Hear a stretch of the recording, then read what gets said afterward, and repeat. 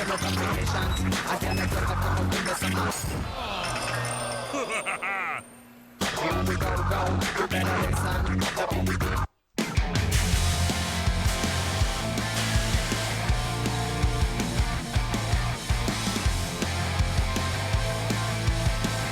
Clash Royale League Asia.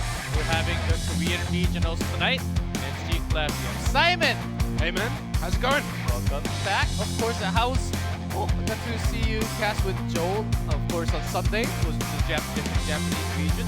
Yeah. We're having all the regionals tonight, and tomorrow we'll be finishing up with Japan. And then we'll have the regional clash, the conference division, starting from week number 3.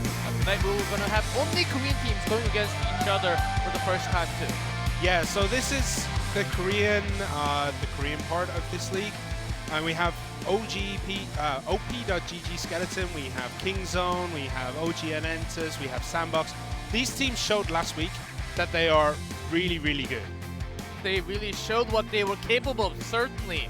But we could kind of see hints, only a few matches, but we could kind of see which teams are on top of each other. But here we have the overview. Of course, 3 regions from Asia, Korea, Japan, and Southeast Asia.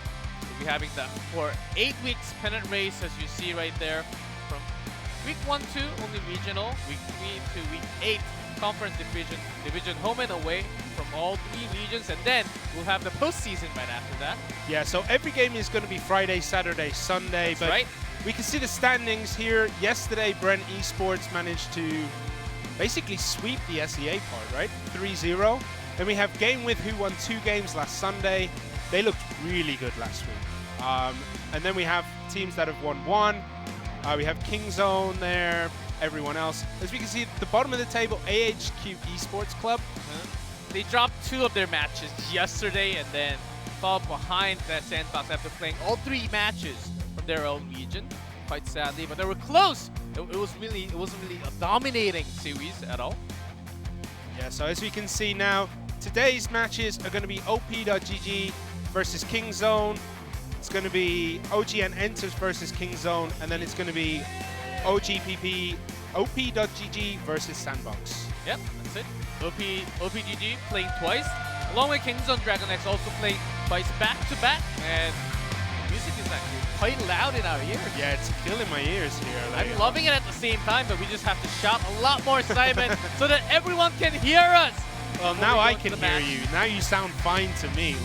But my ears are getting destroyed. I mean, talk about having headphones at max volume.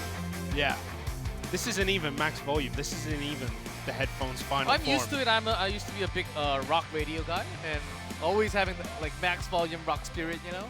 Really? Yes. I never would have seen that in you. Yeah, a rock radio guy? Yeah, DC 101 from my middle school days. 3 years. No to be exact. way. Went from modern rock to all the way to some metal, slight metal, not too deep. Oh, okay. I'm a big metal fan myself, but let's talk about today.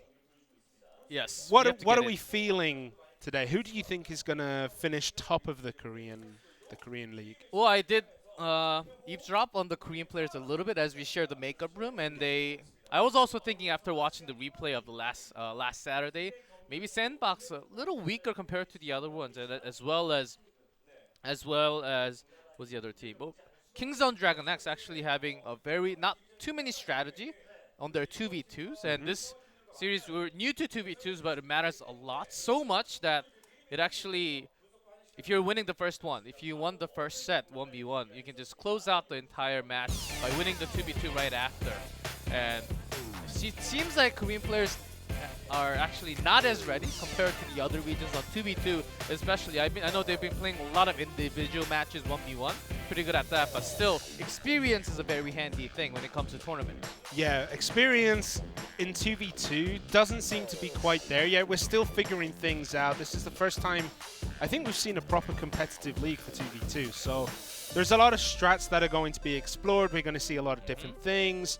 And I can't wait to see more 2v2 because it is insane action. We had some clone spell and lots of freeze coming down from Southeast Asia yesterday.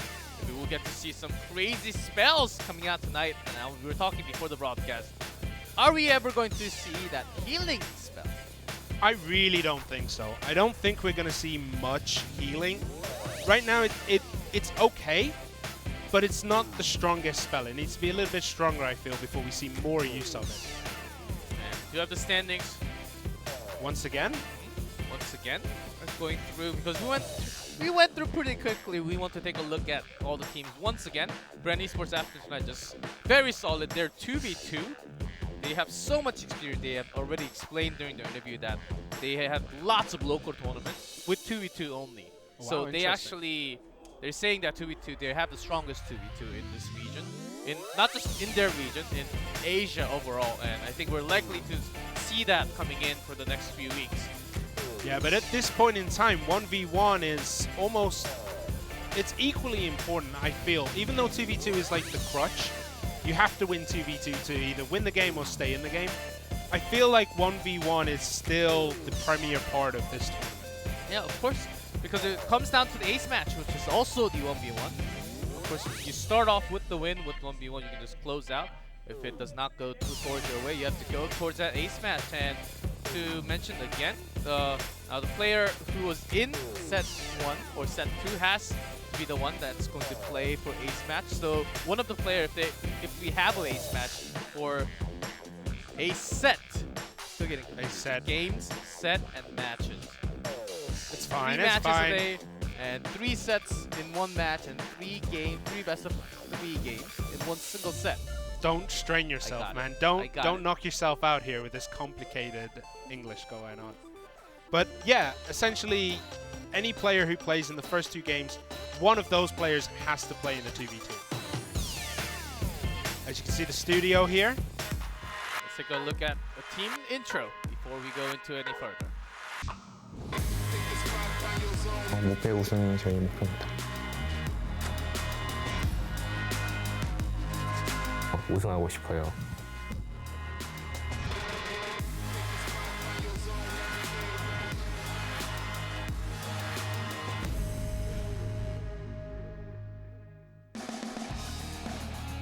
Short intro for op.ggskeleton Skeleton and Kingdom Dragon X, the winners from last week.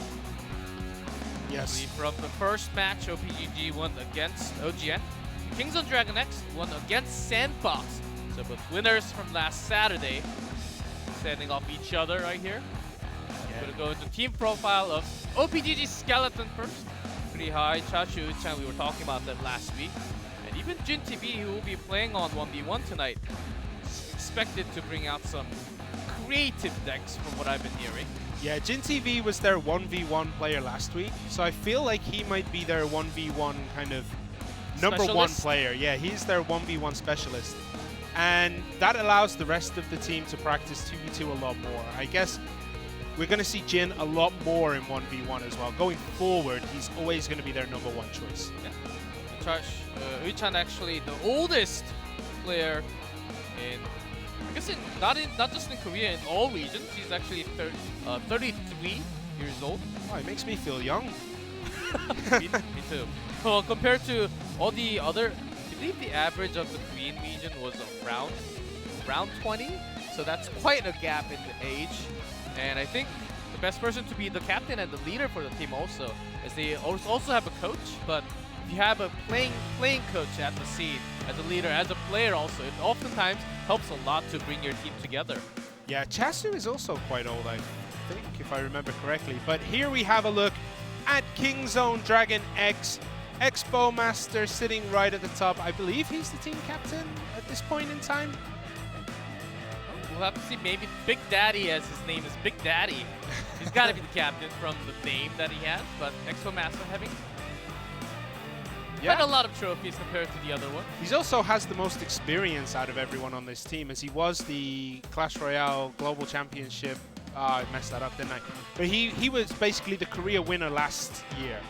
And Clash he went Royale Crown Championship Global Series Korea. Yeah, that one. He was the Korean finalist. He won the Korea region, got into the round of 16 at the Globals, and was knocked out by the eventual winner, Sergio Ramos. So You gotta say he was pretty good. He lost to the champion, exactly, world champion. He didn't just lose to anybody, you know. He lost to the person who went on and just dominated everyone. And I feel like he is one of the strongest players in the Korean region right now, because whatever he does, he shows something incredibly unique. You ban his Expo, he'll chip you down. You ban the chip cards, he'll Expo you down. Maybe he'll put in a golem. He can do pretty much anything. He's an incredibly well-rounded player at this point. Yeah, that's exactly what we had. And guess who we have missing from the team chair? We have Expo and Jin TB. Jin TB from op.ggskeleton, Expo Master from Kingzone Dragon X. We have Jin TB right here already. Favorite cards, but it's not the favorite, most played card, but losses all over. Yeah, that doesn't look well at this point that his most used cards all contain losses, but last week he actually won with Expo decks. He lost the first game when he was playing like a Tombstone, Mega Minion, Ice Golem Executioner, Tornado deck. But then he switched to this Expo deck and just wiped up. Does that mean he won't ban Expo against the Master? Well, it's always a challenge, you know? There's always a challenge. If there's a master, there's got to be one learning from it, and then the student should always challenge the master. There always has to be a contender. And then become the next master. Of course, in cartoons and some comics, of course, the master ends up not feeling too great after losing, having some severe conditions oftentimes, because you get to transfer your secret skill to the student, and then they end up using it. But Exo Master, he has been saying even in the interview that he expects the Expo to be banned, so he prepares everything else. If it's not banned, he can go for his comfort decks. That's his strength. We've always talked about this since last year. Yeah, I mean, last week he played the Minor Goblin Hut deck, and he played the Lava Loon deck. Those are the decks he won with. The first set he played, he was playing, again, Minor Poison, Goblin Hut, and he lost. But then switched it up a little bit, used Ice Wizard, and managed to win the second set. And then the third set, he went for the classic Lava Hound Balloon deck and just walked over his opponent. Yeah, I believe we are about to see the ban cards from both players. Jin TB banned Lightning Spell last time, and Expo Master banned Elixir Collector, which he's going to stay with, but a Battle Ram ban from Jin TB? Quite unexpected. Yeah, that's a very interesting choice. Like, Expo Master did ban Collector last week, as you said. And Jin banned Lightning, but banning Battle Ram seems a little interesting at this point. Like, why not ban something like the Balloon or a Poison? Things that Expo Master has shown that he is good with and has used multiple times. Maybe it's a strategy. Maybe just thinking about after watching yesterday and some practice scrims between each other. Charging decks has been pretty powerful also. Quite effective yesterday, in fact. Or this is another way of what I like to call a throwaway ban. Just to have a random card that will basically not be in play. And then have everything open, because if you have a higher pool compared to the other opponent, if you have a lot more choices of decks compared to the opponent, if you feel confident, then you can leave a lot more cards open. That's another strategy that you can go for. Yeah, sometimes, like, I've seen it in a few other games where if you give your opponent everything to choose from, they end up just trying to choose the strongest cards possible, and they end up losing because they just pick the high win cards. And there's no real strategy or synergy between them. It's only expected that Jin TB to ban the Expo against the Expo Master, but it has been open. It seems way too much of a bait already. We see lots of bait decks throwing out lots of spells and then throwing down the barrel or the miner right after. But it seems like a bait already to me. Yeah, he's trying to bait his opponent into probably playing the Expo, right? Very likely. But, I mean, Jin showed last week that he is really, really good with the Expo as well. Maybe he just wanted to keep it open so that he could school Expo Master on how to use it properly. We'll have to see a little bit more as we are waiting for them to choose their deck after looking at those bans. Yeah, so we have about a minute and a half left now.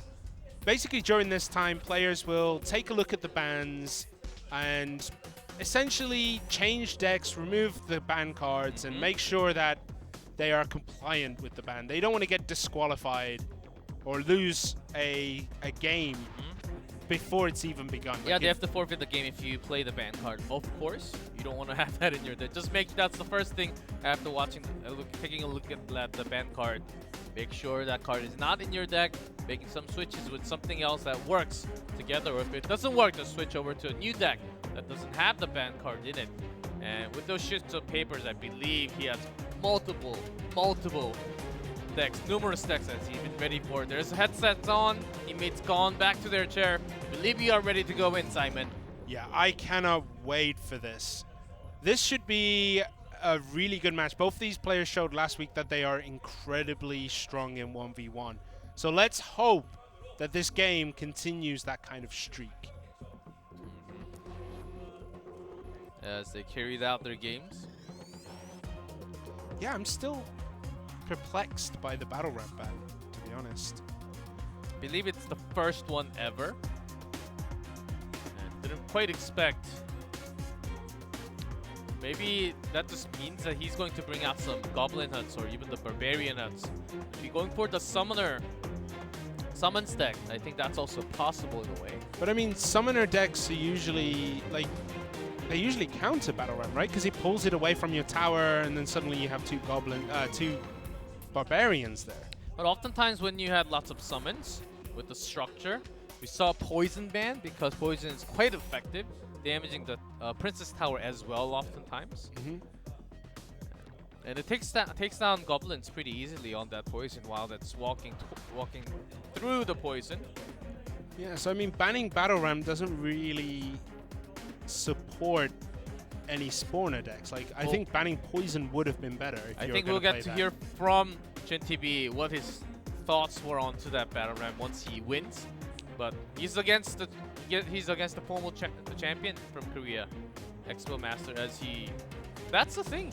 Expo Master. He never looks happy. He never looks sad. But just calm, collected and chill. Whenever he plays Clash Royale, it just seems like he's just having fun in his own space right there. And we are ready to jump into the first game of Day 2, Week 2. It is Korea between op.ggskeleton and Kingzone Dragon X. First 1v1 between GenTV versus Expo Master.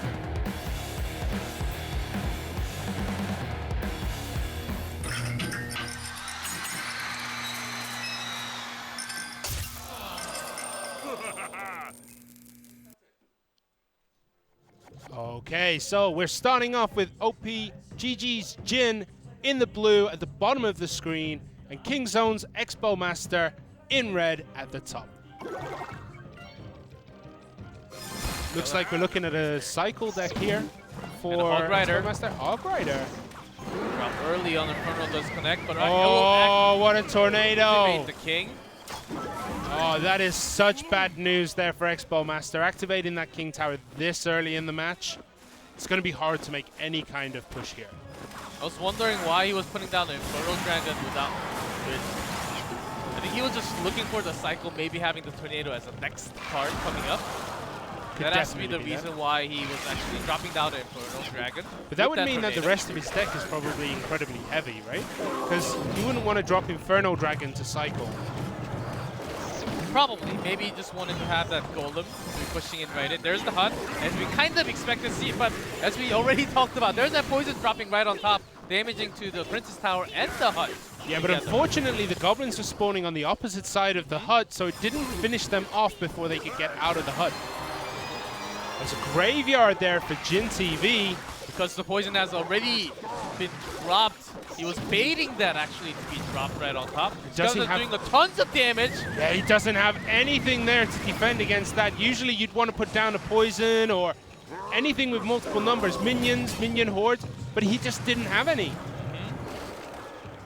That's the thing. Right after you basically bait, of course now Expo Master has that in knowledge that, okay, I have to hold my prison for a defensive move. There's the graveyard. Will be the perfect counter every single time. But we saw last week a lot of players would still use the Poison offensively in that situation, even if they know their opponent is using graveyard. And here we see, once again, Expo Master drops that on the hut and on the tower. He does have the Ice Wizard and the Mega Minion to actually take care. But a Poison offensively by GenTV this time. He's willing to take that damage to make sure actually... Oh, the Mini P.E.K.K.A was so close to walking to the tower. Then got a bit confused by the tornado. Didn't actually walk towards another tower. Nice defense coming out from GenTV with Yeah, both Tornado. players are defending really well at this point, but I feel like Jin TV's defense is a little bit stronger. Hog Rider once again doesn't connect to the tower, but deals a lot of damage to that Goblin Hut.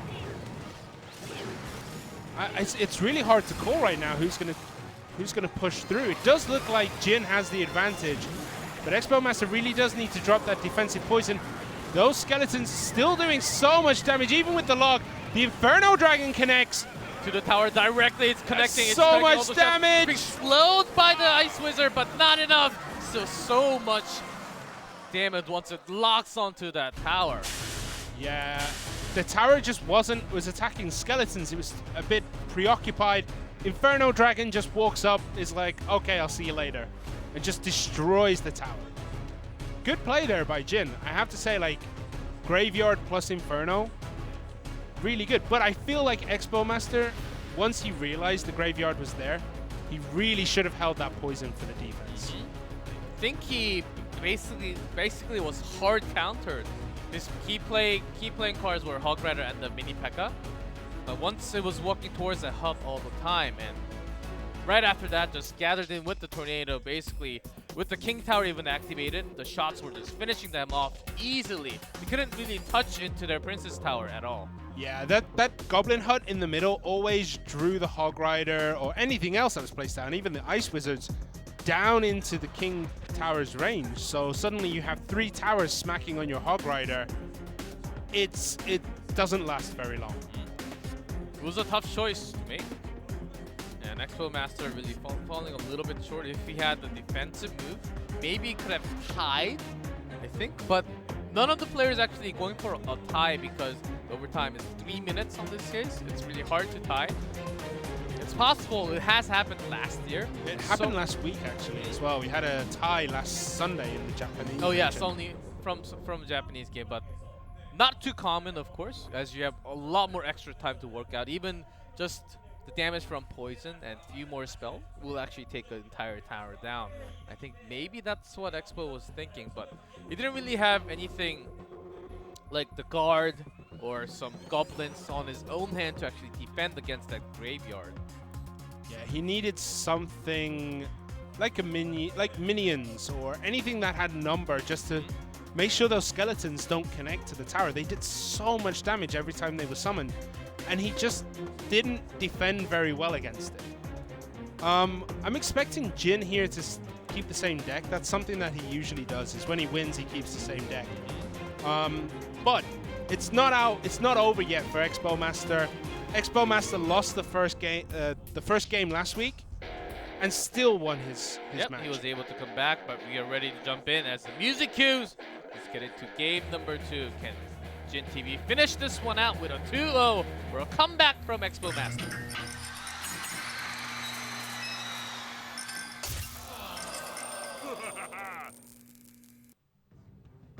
All right, here we are again. Jin TV in the blue at the bottom, Expo Master in red at the top. Are we going to see a wait till the 1 minute mark?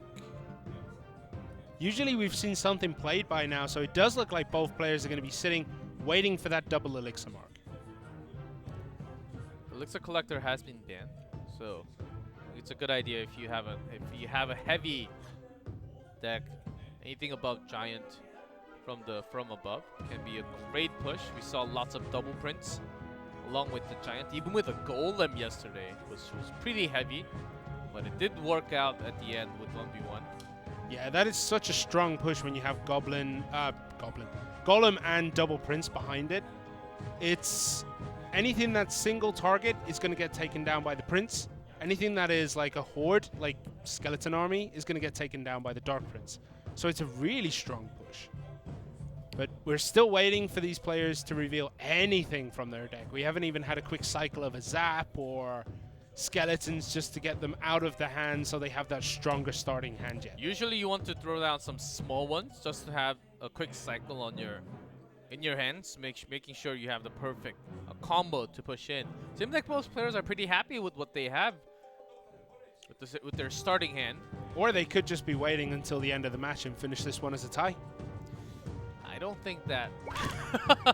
Here we go. That's the case here. Archers from Expo Master. Royal Ghost there for Jin. Interesting choice. Completely different deck. He didn't do this last week. When he won, he played the same deck. And Zappies, what?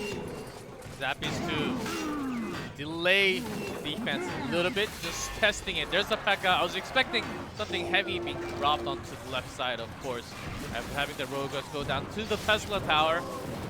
Yeah, you do need something heavy in front of the Zappies because they are so weak. They die really easily.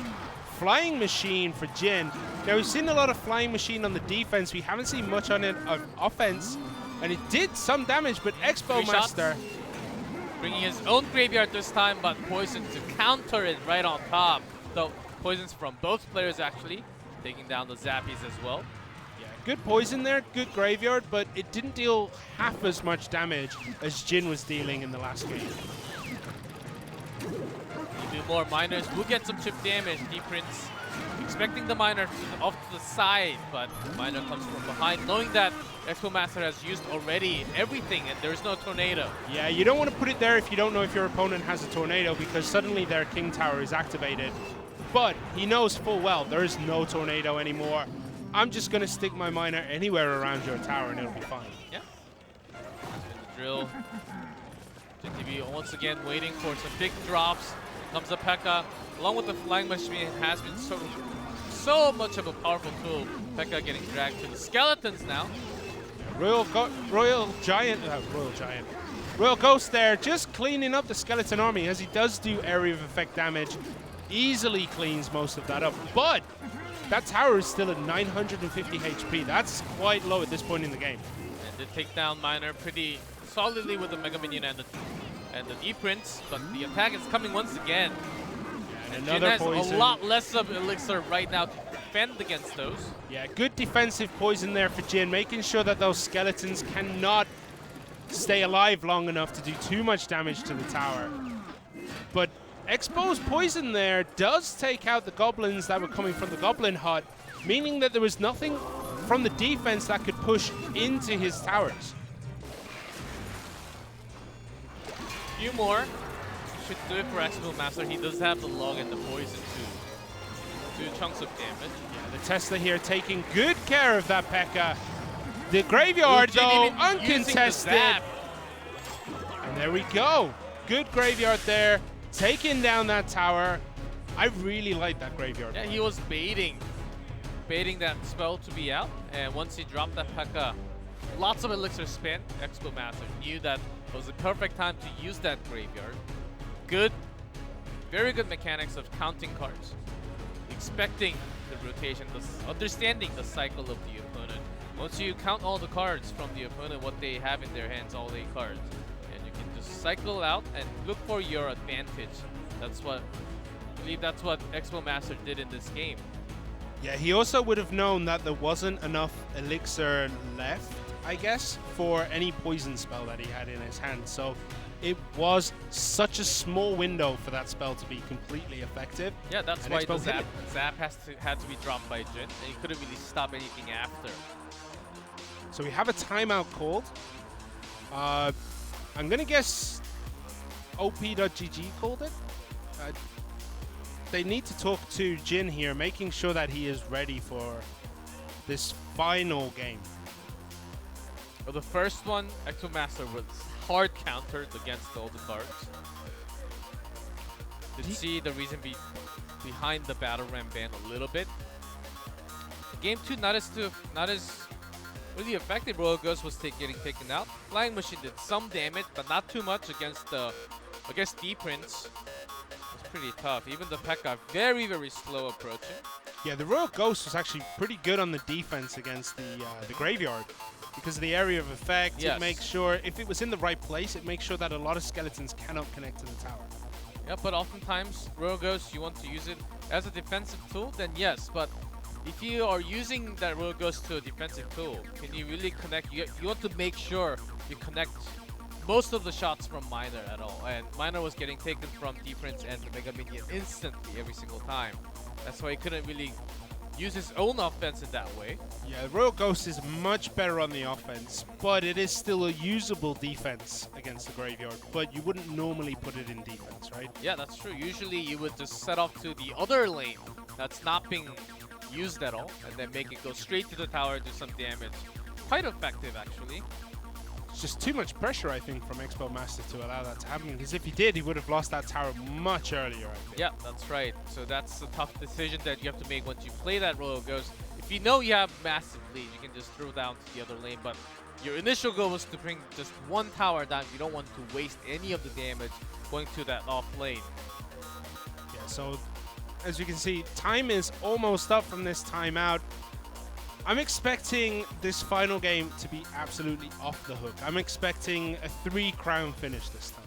Oh, are they going to have some massive push with the golem? Maybe. I'm thinking Golem would be a good choice.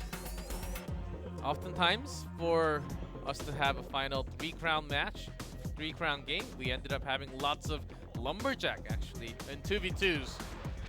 Not too many in 1v1, but the time is up. The final game is ready. The winner will take the set for their team.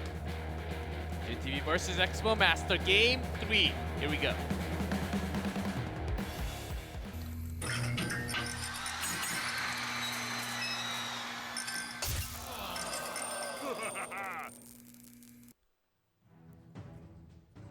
And we join the action. Jin in blue at the bottom, Expo Master in red at the top. And they haven't started yet. Well, they have started, but warming up their fingers, it takes 2 minutes. Miraculously, it takes 2 minutes to warm up their fingers. Sometimes a little bit less than 2 minutes, maybe 10 seconds less. Yeah, so both players are just gonna wait out. Have you ever wondered why the fish comes down from that golden The sewer pipe? or the sewer pipe? It's not a sewer pipe, it's a trophy. You can see the things on it. Yes, it's a trophy, and it's a trophy that comes out of it. It's a It's trophy. not a fish. It's not a fish. It's a trophy, man. Really? So, take a look, because we got some time here. It's a trophy that drops out of the trophy. If you can't see right now, but G-Clef is watching this so attentively. It is a trophy. I never knew that. Yeah. Sharp eyes, Simon. Yeah. I thought you played on this map a lot. I did. I did. many times. Many countless games on this map. Just never noticed before.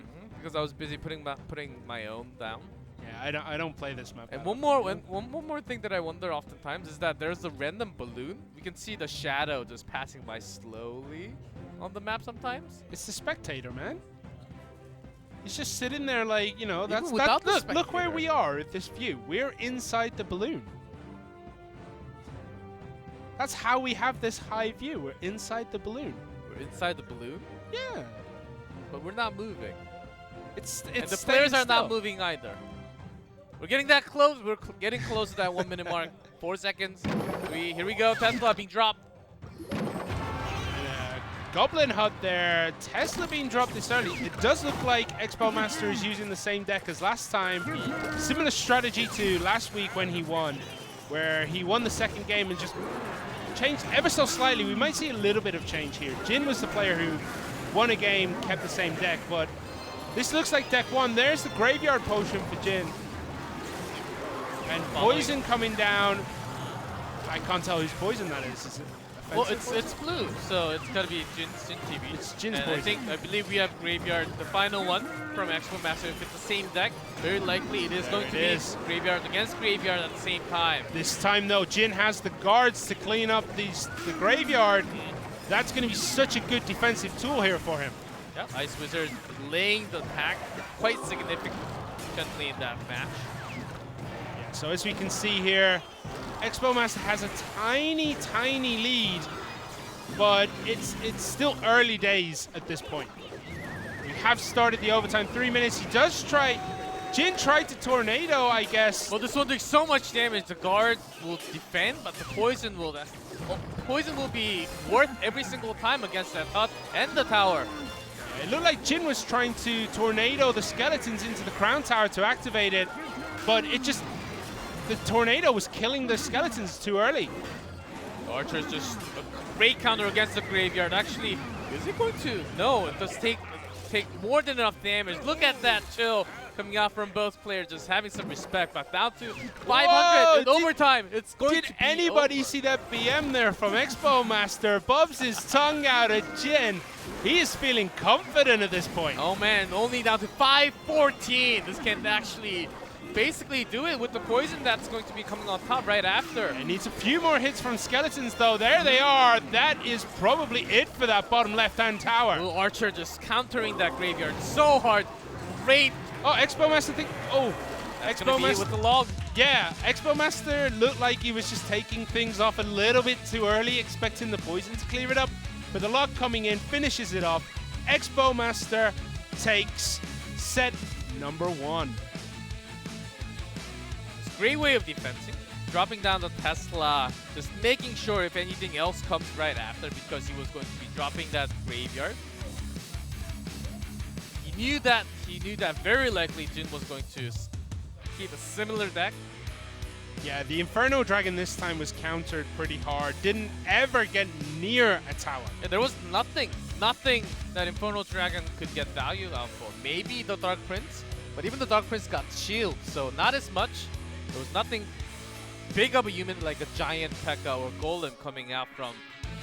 But yeah, that was Jin's game 1 deck. Yes. And this time, Exactly the same. the Inferno Dragon just did not connect to a tower. Like last time, the Inferno Dragon got to the tower, just wiped it out. This time, I don't think it even got past the bridge. I actually do not think so either, because there are lots of small units.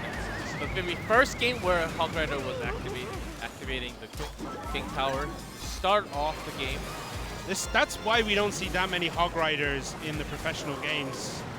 In Korea at least, is that Tornado is just such a good counter to it. Activating your King Tower is so important.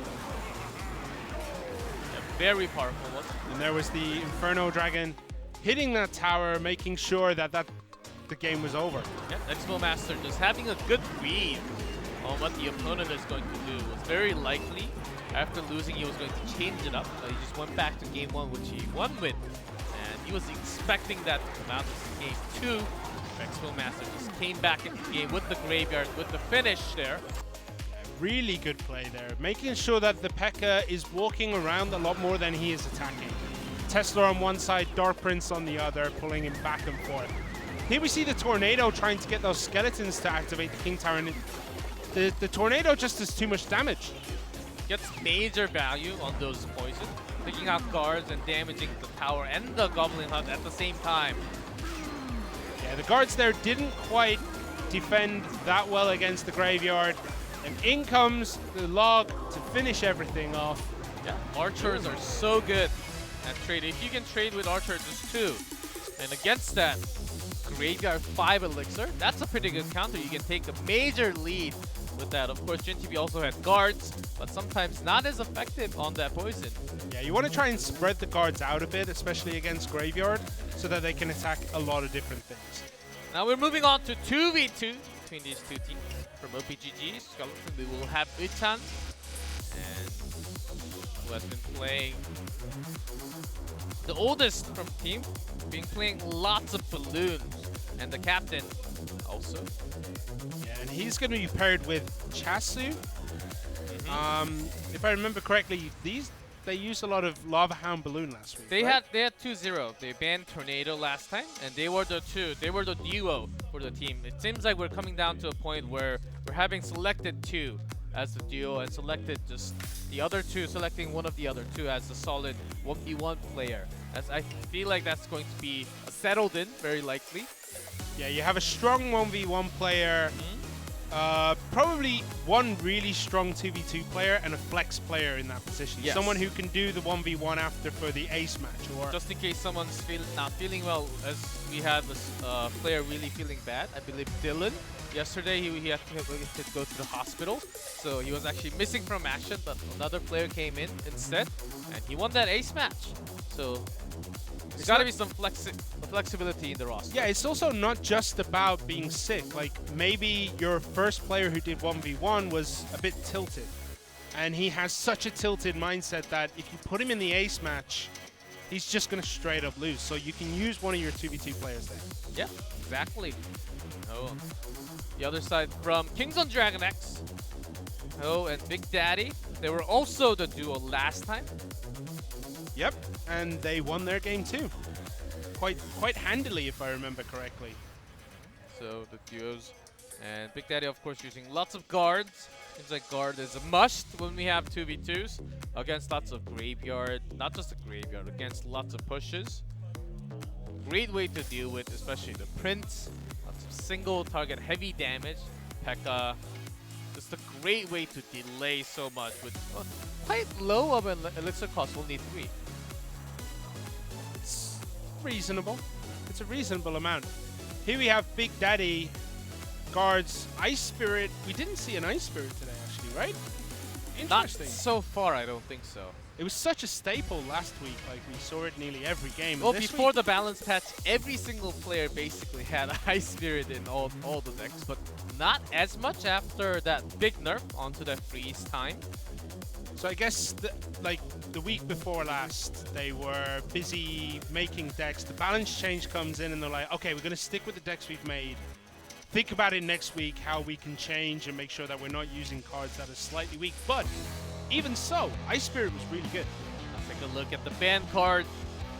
What is it going to be?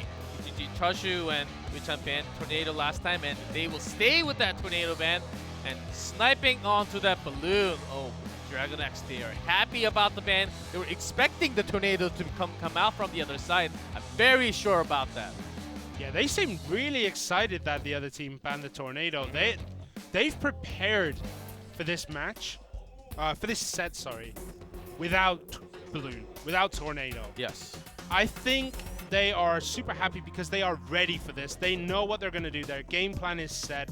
Nothing really has to change here. Yeah, they were expecting a Tornado to be banned. And sniping onto Uichan, Uichan playing lots of balloons, even in 2v2. So he has to change some of his decks, I believe.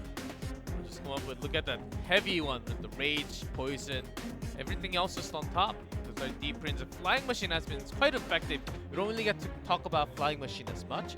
Good range, some damage from far away, especially when you have some push off to the side. Even when it connects to the tower directly, there's tons of damage before it goes down. I think it was last week whenever there was a Flying Machine out, it instantly got Fireball. That is respect for the card. And oftentimes it can also be used kind of like on Hog Red. If you know you have the lead, you can just put it off to the other lane, all the way to the left or the right, and it will just straight connect to the tower. Will do quite a lot of damage in fact. Ho with the Goblin Bait kind of deck here. Do you think we'll see that in this game? I mean, 2v2, we don't really see that many barrels, right? Only few minors. I think we saw very, very few compared to the minor. We do see a lot of minor, but because we have a lot of, it's the reason why we have a lot of poison spells. The goblins are very weak against that spell. 2 ticks to kill them, right? And it doesn't really, you don't really last as long as the minor. Minor do tons of damage, a lot more sustained single target. Yeah, Miner is incredibly durable for what he is. His damage is very slow, though. His durability and his attack go hand in hand. If he can stay on the tower for his whole lifespan, he deals a lot of damage. Yeah. But if you deal any extra damage to him, he doesn't do that much at all. That is certainly true, Simon, as when they played last time. Tornado bans happening from both teams was the one. Yeah. Banning Tornado just seems so standard right now. So we don't have too much big of a number right now because we're only a second week in to the pennant race. But once we get to third week, fourth week, we'll get to see the rate onto the ban cards and what the win rate actually is for a lot of the cards that by region and what by player, by team. We'll have lots of stats coming out for you. Yeah, the stats will actually matter probably around week 4. I think before that it's going to be too early to tell.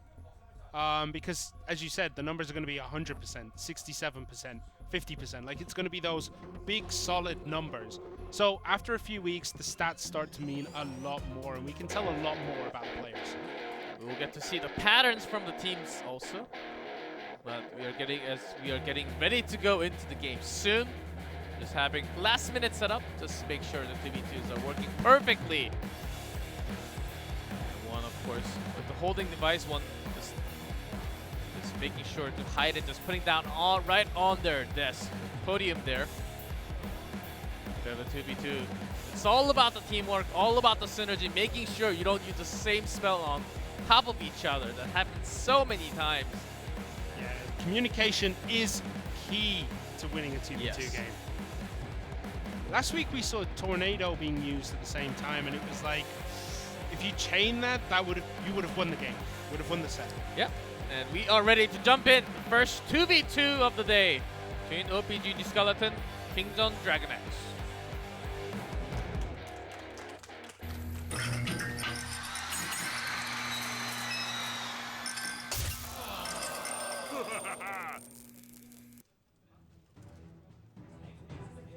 Okay, so we're in the arena. We have Oichan and Chasu in blue at the bottom, Poe and Big Daddy in red at the top, and straight away that miner comes in.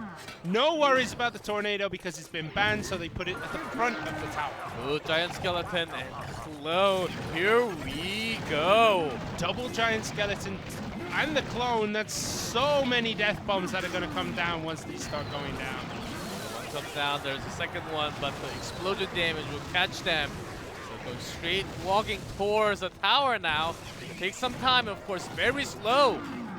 Yeah, I think the Clones were a bit too early. I think they should have waited until they pushed out a little bit more because of this. None of those death bombs managed to hit the towers.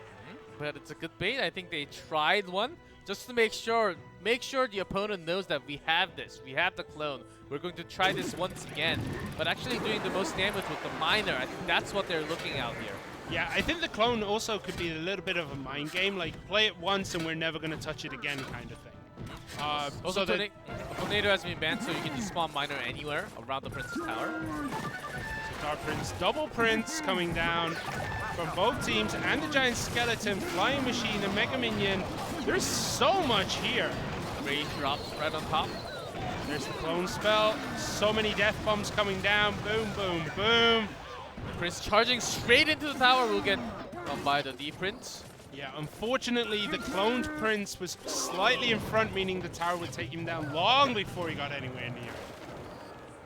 Well, somewhat effective so far. Actually, it seems like they're trying to go on offense, but it's more of a defensive tool. Look at their towers. It's not even scratched because all those explosion damage takes everything down.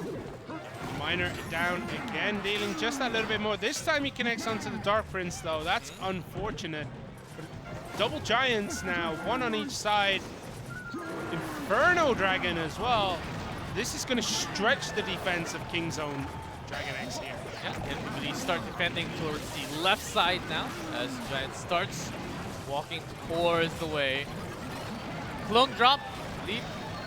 It's not going to be too hard with the explosion damage that's going to be following up, but does not actually, does get a hit on the Inferno Dragon. Yeah, that Inferno Dragon is going to drop long before it gets near the tower. Mega Minion dropped and a Miner again. This time the Miner isn't distracted by the Dark Prince, and it's going to deal some damage. Poison to Fireball there. Now it's a waiting game. I think it looks like Kingzone Dragon X just have to wait this out, and they're gonna win the game. The Kingzone, they're having the perfect defense right here, even with the Flying Machine and the Clone being dropped right on top. They have the explosion damage once again to stop all the offensive move from op.ggg coming in. But they also have the Miner. That has been the tool. Double the Miner this time. Something that Kingzone Dragon X do a lot as the Fireball and Poison come in. This looks over, and it is over. I'll finish my point after. Kingzone Dragon X there played really, really well. Yeah, really solid play. The Clone was basically out there as a defensive tool. We saw this happen from Southeast Asian region also. 2v2, such a powerful explosion damage, does tons of damage instantly to anything, even a Golem coming in. With the Clone explosion damage, I think Golem will actually blow up. Yeah, should do. Even with the Clone, of course. Yeah, it's such a powerful defensive tool. I never thought about using the Giant Skeleton as a defensive tool in 2v2 before. I think we're starting to see some new trends happening in Royale League Asia here. There is one thing I just want to mention. Kingzone Dragon X did this last week, and it looks like they're doing it again. both players play identical decks. Other teams usually try to support one deck or the other. One person will have the win condition, one half of the win condition, the other player has the other half of the win condition.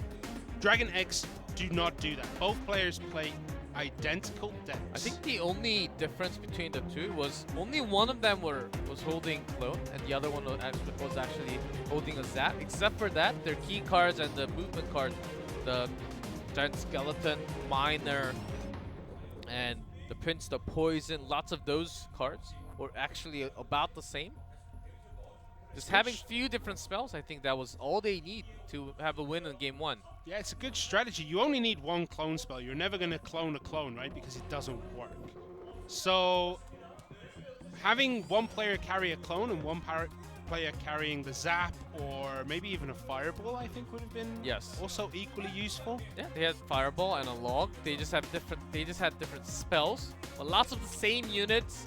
That was enough of a defense, actually near perfect defense, I would say, on 2v2. We're going to see a lot more giant skeletons. The game's coming up very soon.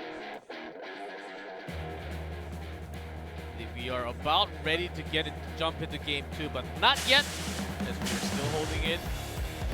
We have the sign. We are going in. Here we go. Game 2 between these two teams. No time wasted here. Zap is coming down. Ice Golems for both players from op.ggsk. That's one on each side. Inferno Dragon for King Zone and another Inferno Dragon here for op.ggsk. And Flying Machine, we do that see and hold from Chashu. Bandit is an interesting choice. There's double Battering Ram from King Zone. Lots of charge from happening for both sides. Battering Ram does not connect, unfortunately, but will get taken down by the D Prince. The defense here needs to be Prince gets perfect. the charge onto the top right before going down. Significant. It's double Battering Ram from both teams here, but op.ggsk's Battering Rams actually connect where King Zone's was stopped dead in their tracks. Kingzone's super low on elixir. They can't do anything right now to defend. That's gonna go down. The Inferno Dragon out of nowhere there. It looked like he was going to go down. He had no HP. It was so low, but the Battering Ram and the Barbarians were taking all the hits from the Princess Tower there, and they were so low on the elixir, they couldn't do a single thing against it. Yeah, that's really unfortunate for King Zone, but op.ggsk taking one tower already, and we're not even 2 minutes into this game. This is a very, very difficult position for King Zone. Are they going to be able to come back into this? They have to open up with their attacks. Seems like they're landing on the Battle Ram just about now. And also a Bandit off to the left lane at the same time. They want to make some charges happening. But the Bandit didn't charge at all. She got confused, walking around everywhere. That's not good for King Zone Dragon X. Battle Ram did connect, did some damage, about 500 down, but the push is coming from op.ggsk instead from the other side. Magikarp is getting tons of value there, getting taken out by the fireball, but before that got to shoot at least 12, 13 shots. He did so much defensive work here for op.ggsk. Just sitting there right in the middle, attacking both sides, killing absolutely everything. Again, the Inferno Dragon's coming in. Inferno Dragon on the defense for King Zone, but they need more than this to be able to do anything. Great fireball to take out Magikarp, damaging the tower and the Ice Golem a little bit. The push is coming down from King Zone with double the Inferno Dragon. It's not going to be enough. 5 seconds left. It doesn't look like this tower is going to go down anytime soon. Too much defense in the way. op.ggsk take game number 2. Lots of Battle Rams, Inferno Dragon, but how was op.ggsk Skeleton was able to really go up all the way to the top with similar cards? It's because they had better use of their spells. They had better poisons landing on top. Flying Machine just doing 3 damage off the side. The placement of the ranged units was excellent in that game. Looks like a timeout has been called here for King Zone Dragon X, and I think it's needed. Like, that loss was kind of not humiliating, but it definitely would damage your mentality going into game number 3. King Zone Dragon X, so each team can call a single timeout per match. so I believe the last one was OPGG's. This time Kingzone, very likely. As if they win game number 3, they will finish out the match with a 2-0, having a 2-1 from 1v1 and another 2-1 from 2v2. That's all you need to take is 2 sets out of the 3 to have a match win. Out of the players we've seen today for OPGG and Kingzone, if this does go to the A set, who do you think they're going to put out? Do you think they're going to put out their 1v1 players again, or do you think they're going to choose one of the two? I think Xbox Master will just stay, but maybe a change from OPGG in that terms, because JinTV does lose against him. Unless he wants to try again, going against Expo Master, but I think he's got what it takes. Maybe having one of the 2v2 players. One of the matches we saw in the Crown Championship Global Series Korea, I didn't mess it up that time, was Expo Master versus Chasu. And Expo Master, if I remember correctly, destroyed Chasu in that match. I don't think he dropped a single series in the first group stage that he had. It was very, very dominant. Expo Master lost in the first week and then never lost again. Oh, I think yes. was the general rule. And he was coming on top from the playoff, and only 11 seconds remaining, so the teammates has to go back now. Been quite a fierce one already. 2-1. It has to be 2-1 on this 2v2. Will be maybe the final one, the match point on the Kingzone Dragon X, which has been called out by many that one of the weaker 2v2 teams compared to the other Korean teams. Maybe they will make something else happen tonight, as they were called for the weaker team, but they seem very, very prepared at the moment.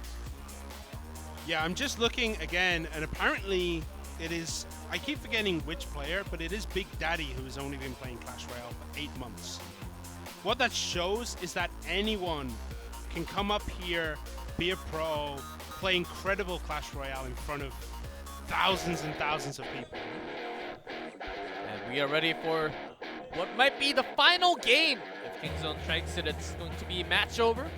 Maybe a comeback from OPGG. The final game 3 of set 2.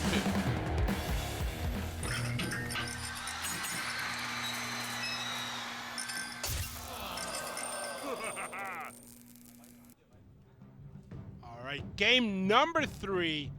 Once again, OPGG in blue at the bottom. Kingzone Dragon X red at the top. So we're going back to our game 1 decks here. Yeah, much slower pace this time, much slower start. There's an Ice Spirit. Not really doing too much damage, but at least it connected to the tower. At least it hit something. If you just leave it, of course it will just hit. Bats as well. It looks... Oh, We're having some sound issues with the headsets at the moment, so we may just have to restart as nothing too much done, as we have a 2v2 here, and we can have some audio issues. And when there is an audio issue in 2v2, we cannot let that happen. It cannot go through. Of course, all the players has to be playing in the fair condition, and you need to be able to talk when you want to have the teamwork. Yeah, Like, do you want to fireball communication. now? Do you want to fireball later? You know, yeah, you gotta ask questions. communication. We keep saying communication is The key Yes. to winning here. And if there is an issue with the microphone, or the headset's not plugged in correctly, or anything like that, it needs to stop, and we need to have a restart of that game. Of course, you need to be able to talk to your teammate once you know if that doesn't work. Once you know if that doesn't work, you have to really take care of those things. And it's always good once you start right off. You have to really talk to the staff. Oh, we have a problem here before we get in, because once we actually go into the game, and then we let's say we did some damage, like 1,000 damage from one team, and then you have a problem. Oh, we have an audio problem. Then we say, oh, that was not the most fair situation to actually go for an audio issue call. But right now, no damage, no real damage. Of course, we mentioned about Ice Spirit. They did show. It's only like 90. Yeah, but they showed 2 of the cards that are in the deck. They showed But Ice each Spirit team, and I Bats. believe each team showed 2 cards. So No. that's about as fair, right? No, OPGG didn't play anything. Really? Yeah. But Kingzone actually. Kingzone I played already the wrote down bats. bat, flying machine, and the guard. There was no flying machine. Oh, never mind. We could see the card, so I we was could see writing the that cards down, in their yes. hand, yeah. And bat was dropped also, right? Bat was dropped right before Ice we Spirit, cut out. those two. Ice Spirit was dropped first. Bats was dropped just before we cut the game. I don't think it's the most significant card. Like if it was Golem being dropped down, maybe. But the thing is, they can't change their deck. Their time's already up. Yeah, but nothing is known now. Kingzone, Dragon X know nothing about their opponent, but op.gg know Ice Spirit is here, Bats are here. It's a little bit of information that just gives your opponent a little bit of a step up. Yeah, we'll have to talk what happens. As soon as we get some updates from the production, we'll let you guys know what will happen. Maybe they will just have some reconnect, as we also had some delay with the headsets, especially for the 2v2. That's where the delay came in. We had some audio issues, and 1v1, you don't have an audio issue. Surprise! Surprise! I mean, you guess, can have guess, an audio guess what? issue. Oh, If you I can't guess hear you the can. game sounds. I guess you can. It makes, and actually Clash Royale, I've been praising about this just before the broadcast today with from our lunchtime, that Clash Royale has some unique sounds. You can just by hearing sound, not looking at the screen, you can kind of tell what's going on. Yeah, but you can't play without the screen, right? Because Yeah, because you need to you need know to where see you where place, it yes. is. But just from hearing other people play, you can kind of tell what's going on, which units are there. Of course, you don't know where exactly, but Yeah, I never watch the screen. I just listen. I'm just like, there's a Ice Golem. But we're still waiting for confirmation of what's going to happen. I don't think a forfeit, even though I'm saying like there's information out there, I don't think a forfeit would be. I don't think there would be a forfeit. no, it can't be a forfeit. It cannot be. It is not a player's fault. It is not the player's fault. They have to play under fair conditions. It is from the production, and the decision will be made from the organizer and the referees that are standing right next to them. And we do have a rule book, of course. We go by the rule book. That's the base of what's going to happen. Yeah, the rule book is about this thick. I'm gonna say, like, you know, it's very detailed. You're exaggerating a lot today. Yeah, that's a lot. What's the next thing are you going to say? Fireball doing 2,000 damage? The fireball just takes out the tower in one hit. Oh my god. Yeah, maybe. You're not playing the right Clash Royale, buddy. I don't know what game you're playing. What was the mode called in other games where like the damage is just ramped up completely? I have no idea. Is it OP? I think it's just called OP mode, right? I have no idea because I only play Clash Royale. That's the only game I love. But imagine OP mode where skeletons, if a skeleton connects to the tower, it instantly blows up. I've been Skeleton P.E.K.K.A? I've been talking about this quite a while. We have lots of tournaments, challenges, and just recently we had a Goblin one, and then maybe we'll have some differences. I was talking about maybe a 10 card instead of 8 cards, a new deck challenge. Maybe just draft into a 10 card deck and then shuffle out instantly. I believe we are ready to get into game. It's going to be a rematch, the final. Going back to game 3 between. The score is 1-1 tied. The winner takes the set. Let's go.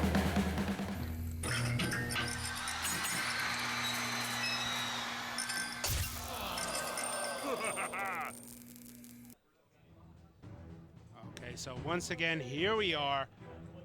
Blue is op.gg, red is Kingzone Dragon X. Nothing has changed there. And op.gg drop out the Ice Spirit. It's a reverse of last game, where Kingzone Dragon X's Ice Spirit actually connected to the tower. Himself. I think will not be the most significant. Here we go. Fight breaks off with the poison spell. Golem in the back for Kingzone. And a Golem at the back for op.gg too. What else are we going to see support? There's going to be Dark Princes in hand.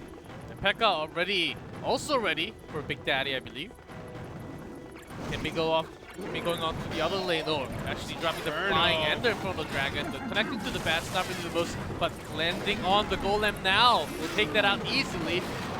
So Night Witch Golem, such a classic combination here for op.gg. But Kingzone Dragon X did a decent amount of damage to that tower at the bottom right-hand side. The golem somewhat connected all the way to the bottom side.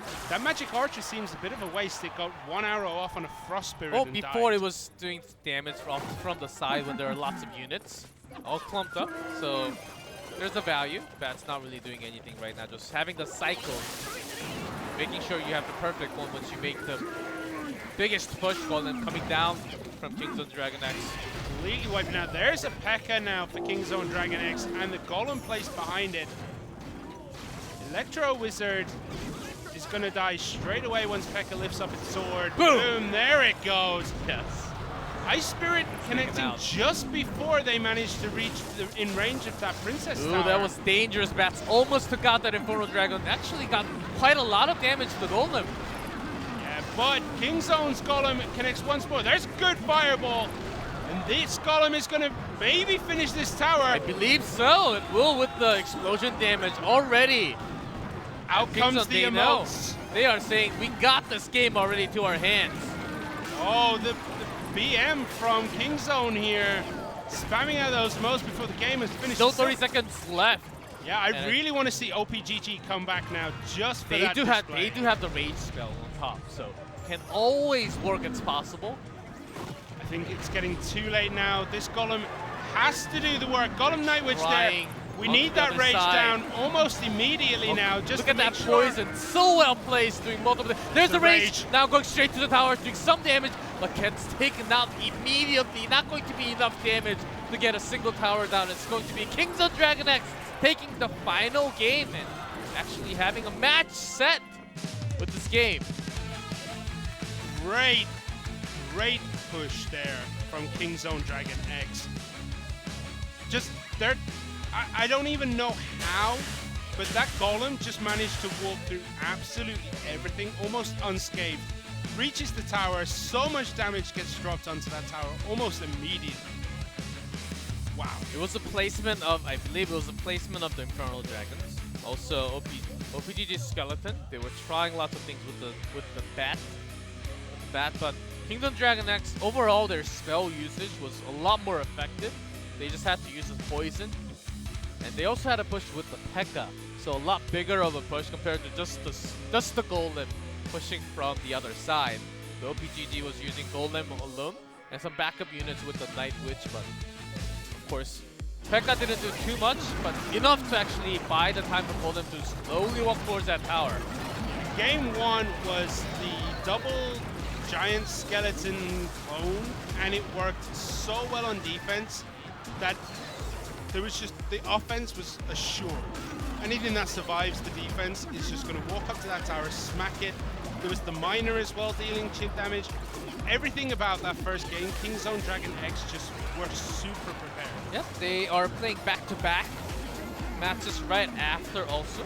With this win, should be feeling pretty confident going against OG and Entus as they finish out with a win from 1v1 and 2v2 tonight without the ace match. Yeah, I mean, the biggest problem I think they have is they've showed a lot of 2v2 strats by going to the game 3. So are OG and Entus watching this going, okay, if they do this, I'm pretty sure we can counter it with this. Or maybe their bans are changing from seeing this game. Maybe they're like, maybe we ban the giant skeleton. Maybe we ban poison. But they have the roster sent the day before, and they know that that's very likely going to be the case, so they should be ready. If they're not, that's totally their fault. It's a professional level, professional team. Doesn't matter what age you are, in competitive scene, all the matches you should be accounted for. But maybe this changes their ban decisions. Oh, look at that zap from Kingzone. Refreshing the laser damage coming out from the Infernal Dragon, which I could not catch at the moment, but in the highlight, that was pretty big. Setting the damage onto the Golem. Yeah, if they didn't do that, that Golem would have dropped so much quicker. We're going to jump into the interview. I will bring the translation to you guys. 어린이날인 오늘 정말 많은 분들이 함께 클래시 로얄 리그를 함께 해주시고 계시는데요. 오늘의 첫 매치는 지난주 각각 첫 승을 가져갔던 op.gg와 킹존의 이가가라 접대배 흥미진진한 대결이었습니다. That was a great match between 패배를 the two 모르는 teams. 연승 행진을 보여주신 킹존의 빅데디 선수님과 함께 We're going to have an 인터뷰해보도록 interview with Big 하겠습니다. Daddy from Kingzone Dragon X. 안녕하세요. 승리 축하드려요. 소감 한 말씀 부탁드립니다. Congratulations on your win. 저희 How do you 연습 feel? 그냥 평소대로 그냥 천천히 그냥 많은 담소 막 나누면서 그냥 재밌게 즐겁게 연습한 대로 해보니까 그냥 Just like we 경기 때도 practiced, we 그냥 just had fun. 침착하게 잘 한 We 것 were 같아요. having lots of fun conversations. 네, OPGG와 킹존이 And I think that's the reason 동점으로 why we won 동승이었기 today. 때문에 되게 부담감이 많이 되셨을 것 같아요. 네. And OPGG actually 그 the winners from last 부담감이 좀 weekend should have been 있었긴 a lot of 한데 pressure. 저희가 연습한 대로 그냥 해보니까 아 이거 할 수 있겠다, 이거 I think 된다 just from 이 생각이 딱 practice we 들어가지고 kind of 쉽게 knew, and also from 풀어갔던 것 같아요. from playing, 상대 팀이 되게 that 무거운 we 헤비덱을 practiced. 쓰시는 팀이던데 and it actually 그거를 worked 노려서 today. 혹시 덱을 And we had the same 구성하셨나요? feeling just going in. 그거를 조금 노린 면도 없지 않아 있긴 한데 일단 저희가 어제 대만 팀들이 경기하는 We 모습을 just watched a 보면서 lot from 좀 많이 배운 것 a 같아요. lot from the Southeast Asian 그리고 아까 region, 경기 and we learned a lot actually 마지막에 just from 메롱메롱을 yesterday. 하시던데 혹시 그게 네. 어떤 건지 물어볼 수 You 있을까요? guys were sticking out your tongues. 그냥 Was that some BM 경기 끝나고 happening? 세레머니 뭐 할까 생각해봤는데 We were thinking 그냥 of our 바로 즉석에서 ceremony. 메롱메롱 그냥 여기 황신웅 대형석 공장인 선수가 As 했던 거 Expo 그대로 just came 그냥 up with that 따라해준 idea 거예요. to have that. 그럼 그 세레머니 sticking 다시 out the 한번 tongue with some. 부탁드릴게요. 네. It's just our ceremony. 하나, 둘, 셋. 네, 너무 상큼발랄한 킹존의 빅데디 선수였습니다. 인터뷰 감사합니다. Oh, that was the 감사합니다. that's the end of interview from 네, Big 이렇게 Daddy. 해서 킹존이 멋지게 2연승을 And that's 달리고 going to be it. 있습니다. Kingzone 정말 Dragon X taking 2 축하드리고요. wins. 잠시 쉬는 시간 갖고 And after a 또다시 short commercial break, we will have 펼칠 A 킹존 match, second match coming 엔투스와의 up between 자존심 OG 대결이 and 걸려있는 Entus 경기가 and Kingzone Dragon X once again. 준비되어 있으니까요. 많이 기대해 주시고요. 잠시 후에 볼게요. 채널 아름.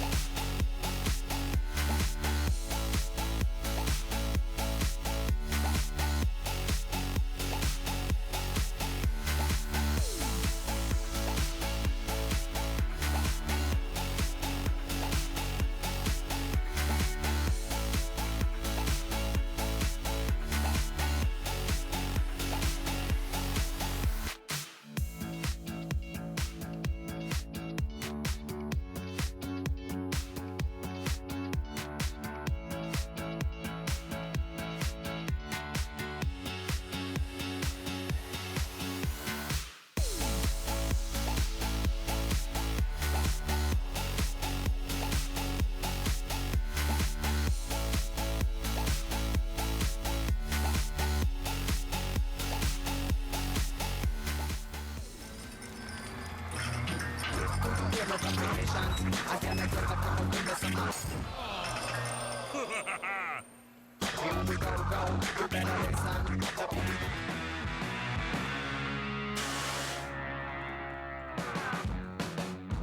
back to Clash Royale League Asia. We're having the Korean regionals today. Match number 1, of course, a win. Of course, Kingzone Dragon X, who is actually playing back-to-back match against OG and Entis in match number 2. Restarting. Music once again super loud. I know, I can't hear anything again. But Kingzone Dragon X coming back off that win into another match. I mean, they've got to be feeling great at this point, right?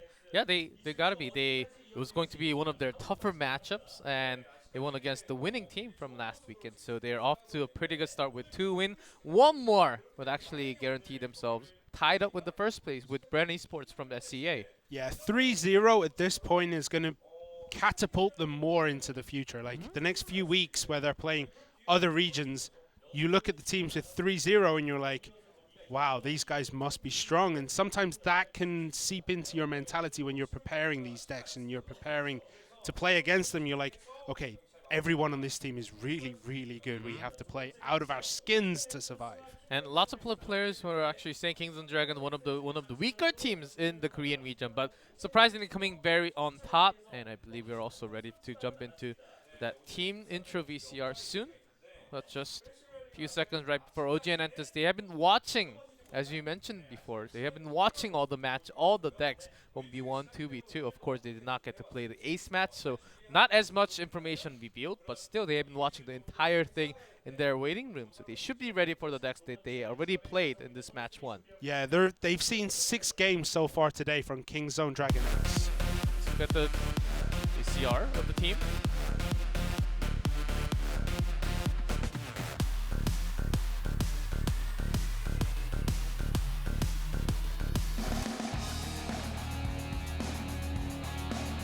Those are the teams, OG and Entis on the left side of the screen. Kingzone Dragon X will be staying on their right side.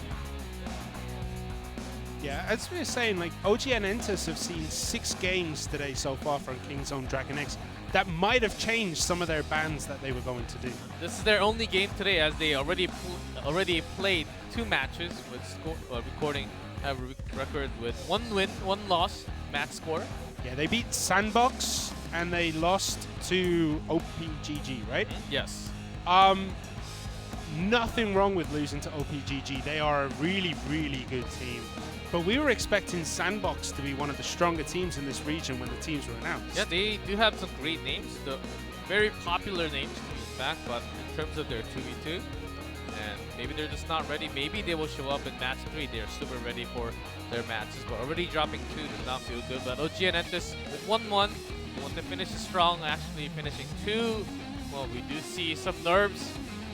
I can tell from the player just by sitting in their seats. Getting kind of nervous below that spotlight. I don't think it was nerves. I think they're just getting into the zone. And here we have Kingzone Dragon X. What a cool name. It is a really cool name, isn't it? So But it's pretty long too. But Dragon X, what would you rather call them? Kingzone or just Dragon X? That's a... Well, my joke from last weekend was XX Dragon XX. Oh no, it's an Xbox gamer tag. Oh my goodness. Alright, so here we can see the players. We have Ho, July, Expo Master, and Big Daddy. As you mentioned, a lot of people saw Kingzone Dragon X being one of the weaker teams in this region, but they're not showing it at all. They are competent. They're doing really, really well. And still, July has not played a single game in the tournament. Maybe they want to hide July until they go against the other regions, as they want to hide some of their info. Lots of teams actually not been using, but after yesterday, they have been using their hidden player for their 1v1 match, even in 2v2 somewhat. Maybe we'll get to see July coming in action for the first time today, as he has been just sitting on the bench so far. I think there's a very good chance we'll see him today. But for now, And 1v1 player is teleported to their podium. this is Howl. Yep. Didn't play 1v1 last week, but every other member of OGN Entus played at least 1v1 games. So they're changing it up. They don't seem to have one solid 1v1 player. They just like to try everyone out, let everyone have a go at 1v1. Using lots of the zap. And he's also the playing coach of the team, as well as a player. And that's why they were only having 4. No coach right next to them. Having a playing coach could be somewhat successful. Look at that trophy, though. 6.4.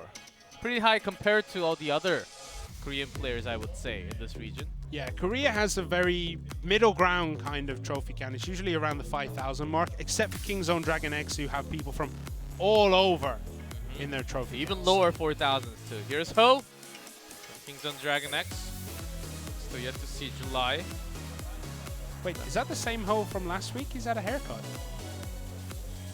Right?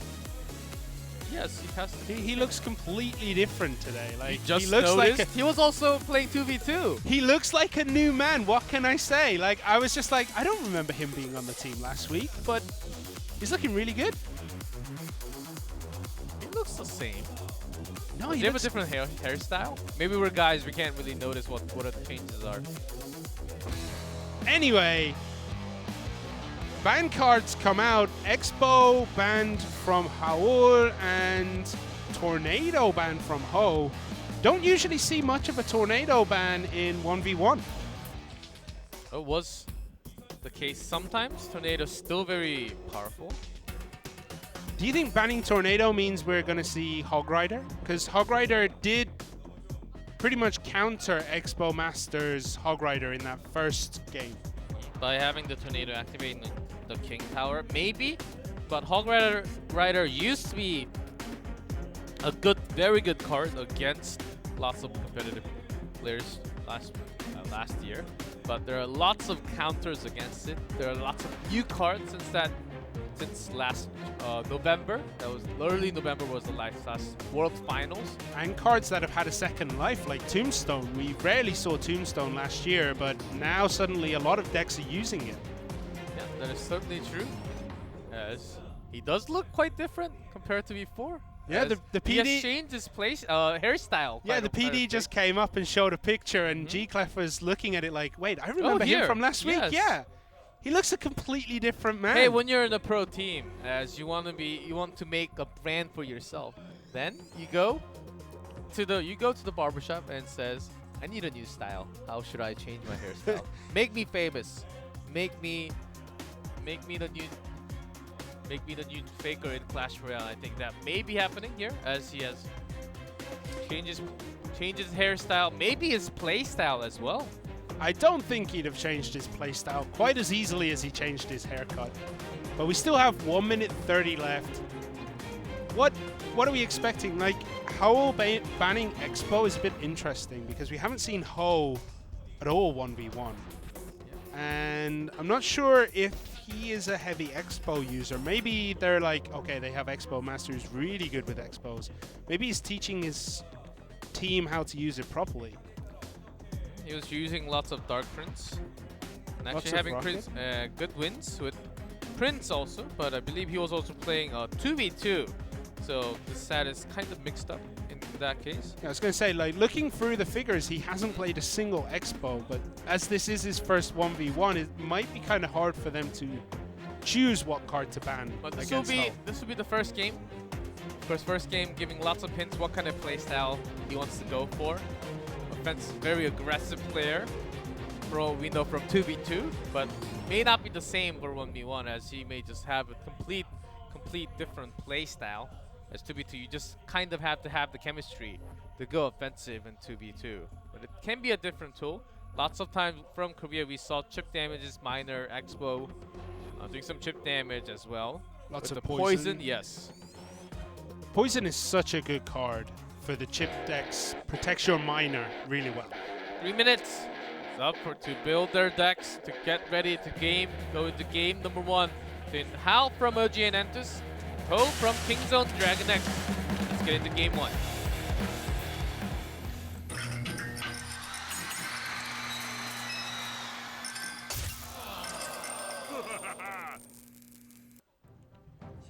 All right, so we are starting once again. OGN enters this time in the blue with Howl, and Kingzone Dragon X is Ho in red at the top of the screen.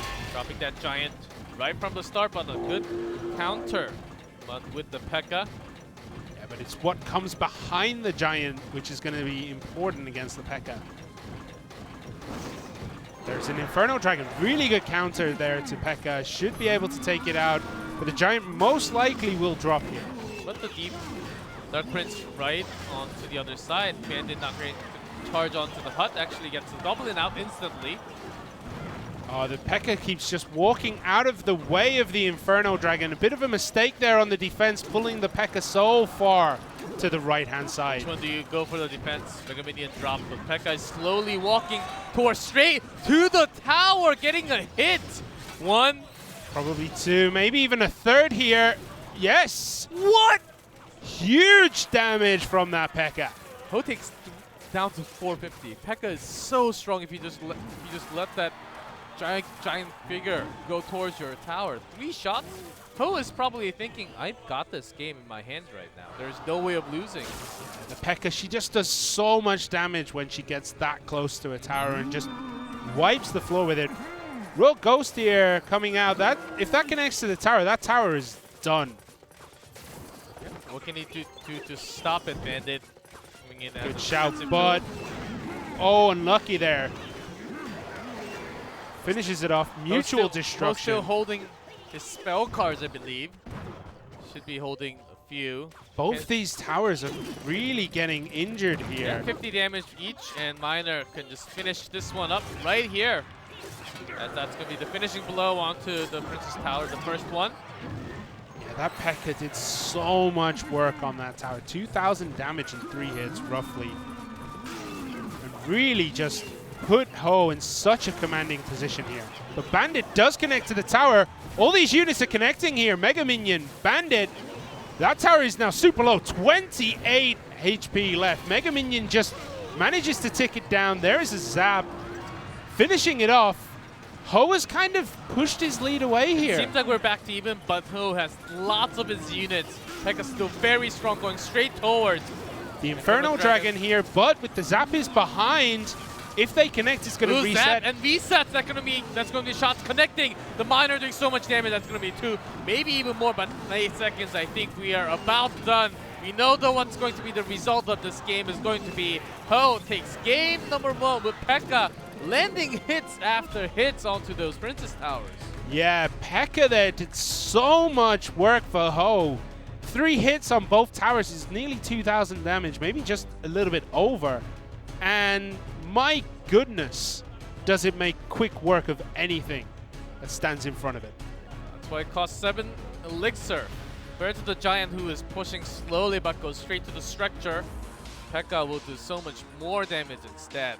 And that was quite impressive because it actually got dragged from the bandit and went towards the other tower. It wasn't intended by Ho to actually go to that towards that other lane, but because of all the attention that he was getting from the bandit charging into the Goblin Hut, which was quite interesting actually.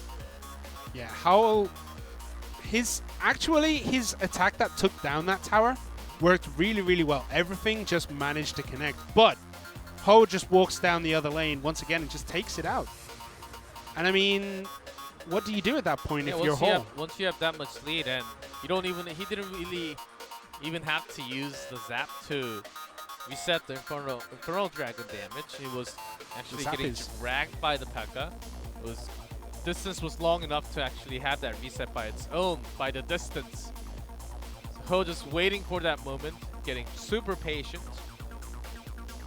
Even if he had the lead, of course, he ended up costing his own tower, but he knew the push onto the other side would be gigantic enough to take another one down. Great trade, having a mindset of how much elixir lead that you have into the game. Yeah, I thought maybe Ho kind of threw it away there, but as you said, he kind of just put everything down onto the other lane, and at that point, Ho really struggled to have anything to defend that push. I do believe we had more than enough time for them to revise the deck. Game 2 is ready for you guys. Let's see if any let's see if any of these members actually change their deck, or are we going to have the same deck going into game 2? Let's get into the arena.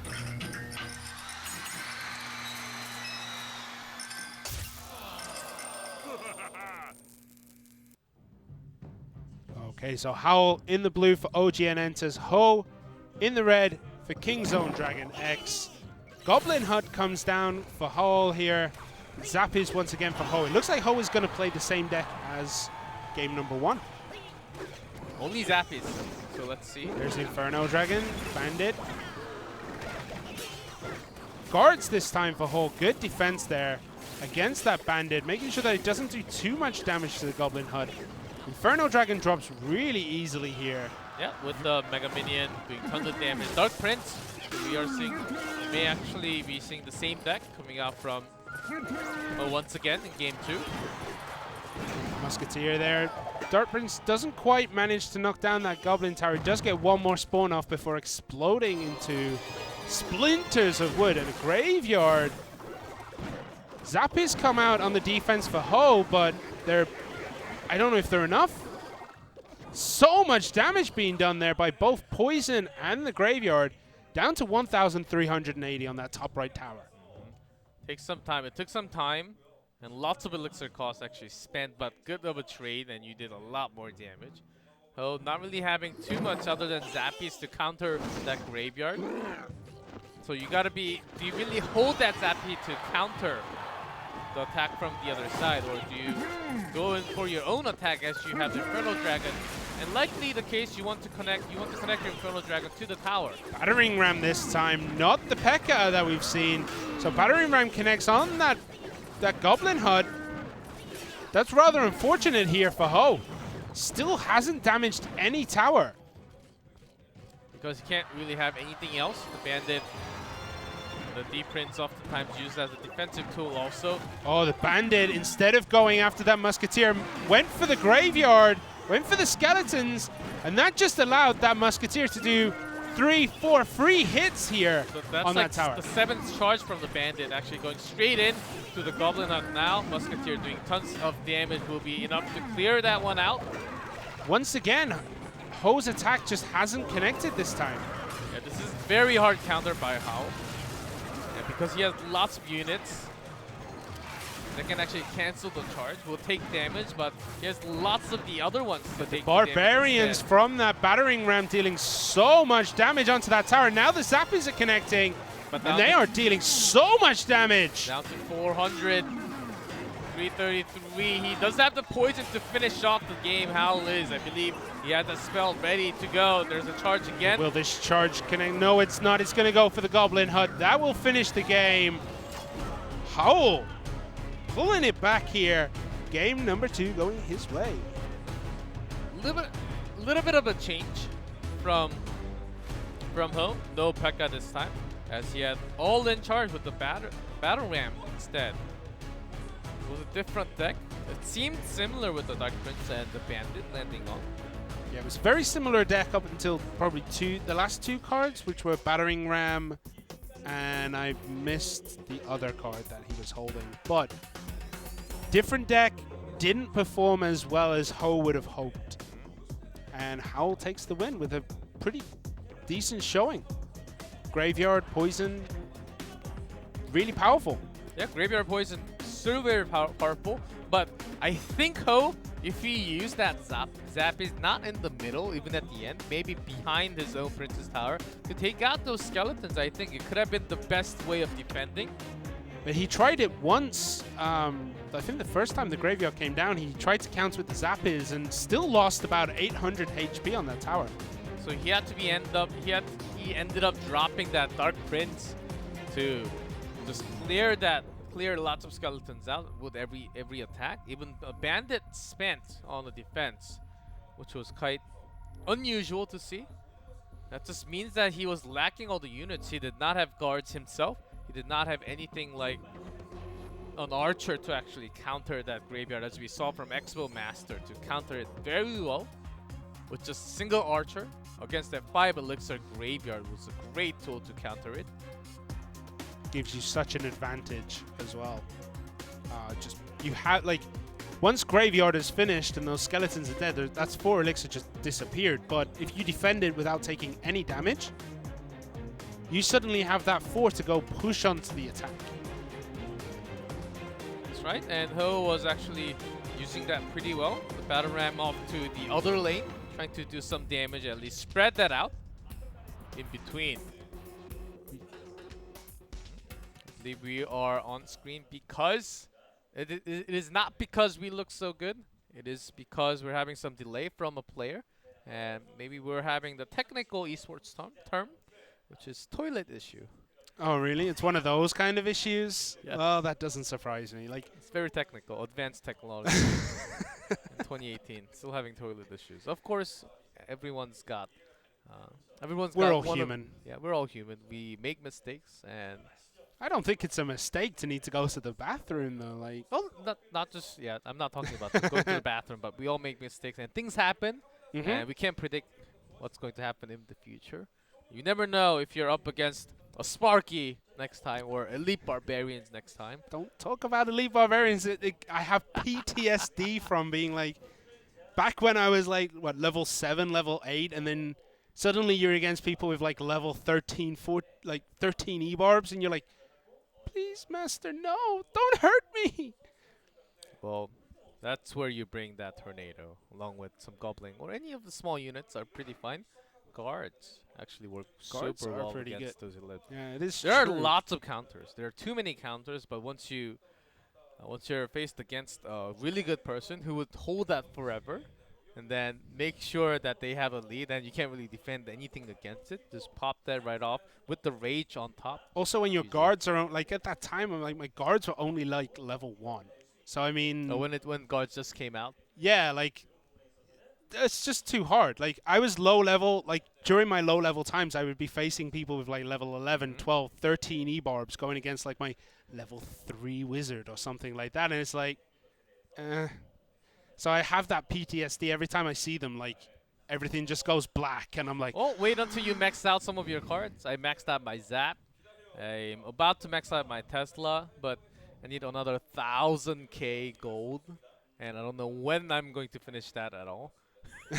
That will take forever and ever. Even with some promotion packs that I get, I do buy them sometimes, but even that's not enough. I have to play so much more with the gold. Every gold rush, every gem rush. I try to finish them all. Challenges. but challenges are going to be your best friend. I have trying to win have up. a thing that I do go into the GC a lot, spending 100 gems, but every single time I play the GC, I get a phone call for some reason. It's a thing. It's a thing for me. He doesn't know it, but it's actually me calling from like hidden IDs just to make sure that he fails his challenge. No wonder you're my co-caster. Here we go. Finally, they are ready to jump into their final game on this 1v1. How Ho tied up.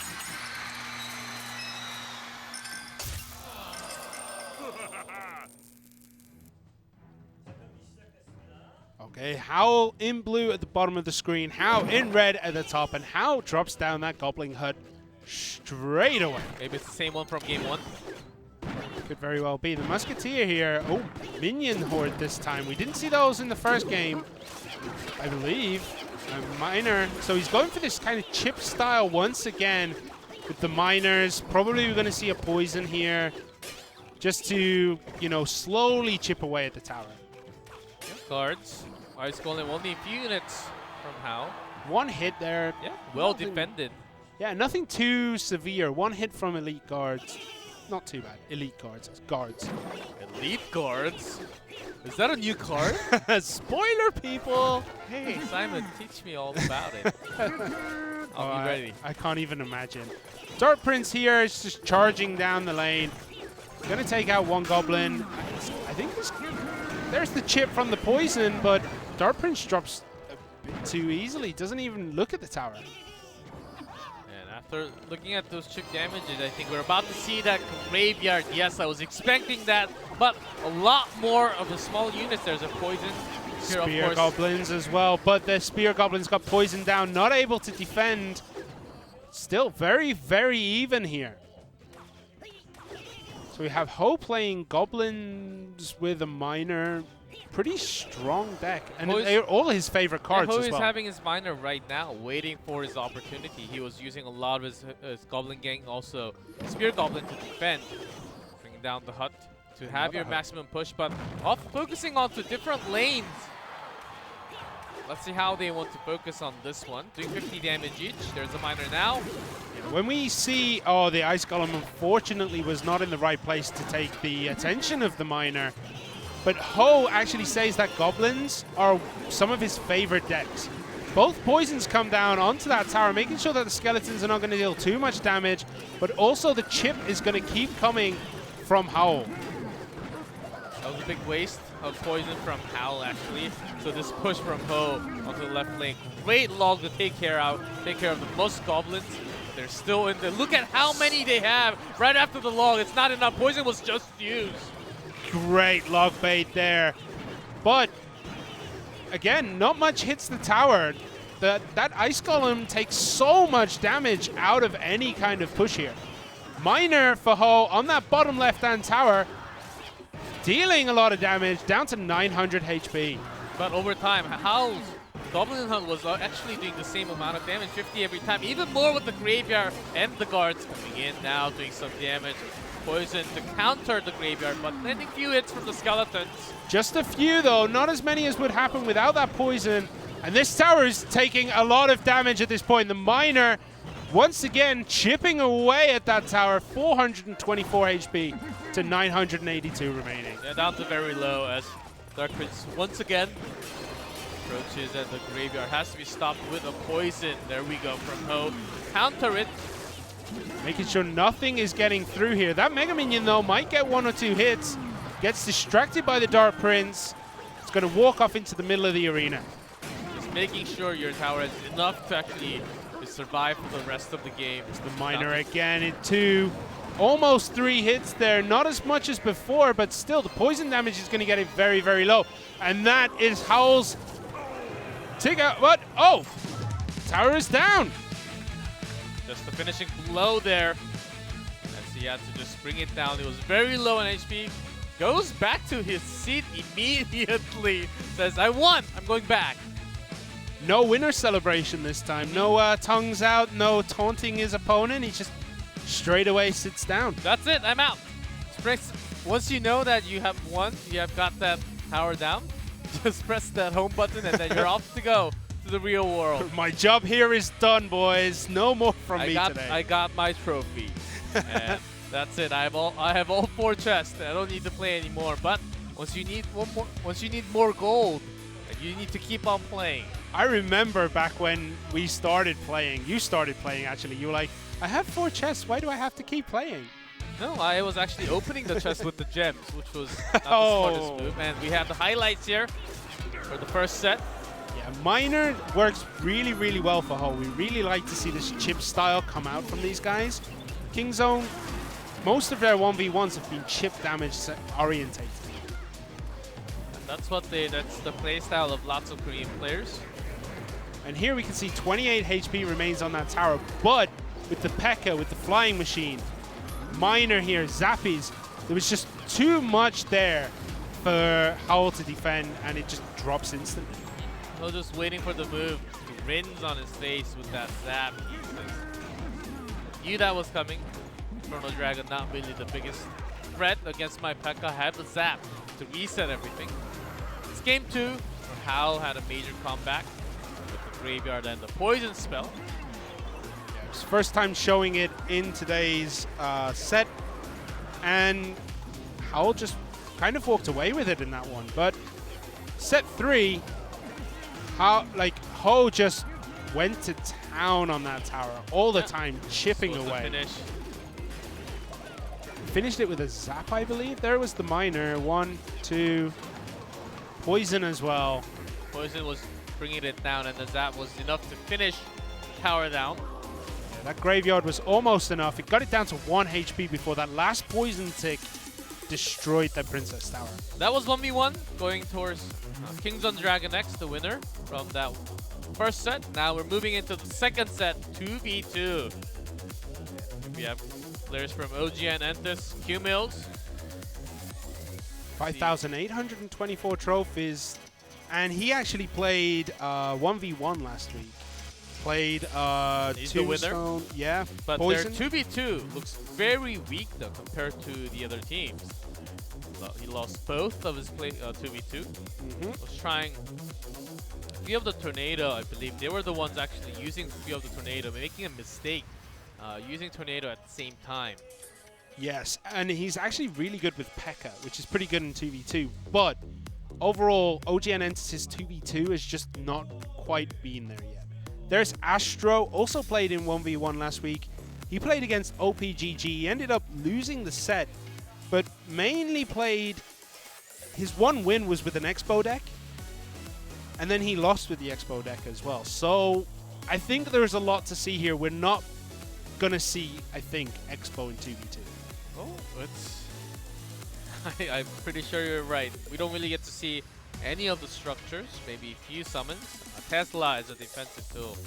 But other than those, not really, because you want to make sure you guarantee your units to go connect the damage into the towers. Will be waiting for you right there. I wonder what the bans are going to be, but before that ban, we're going to take a look at the other team, Kings on Dragon X. Once again, we will have Expo. Oh, and July for the first time actually here. Yeah, this is July's first game, and he's playing with Expo Master. Now, he has only played 1v1 so far.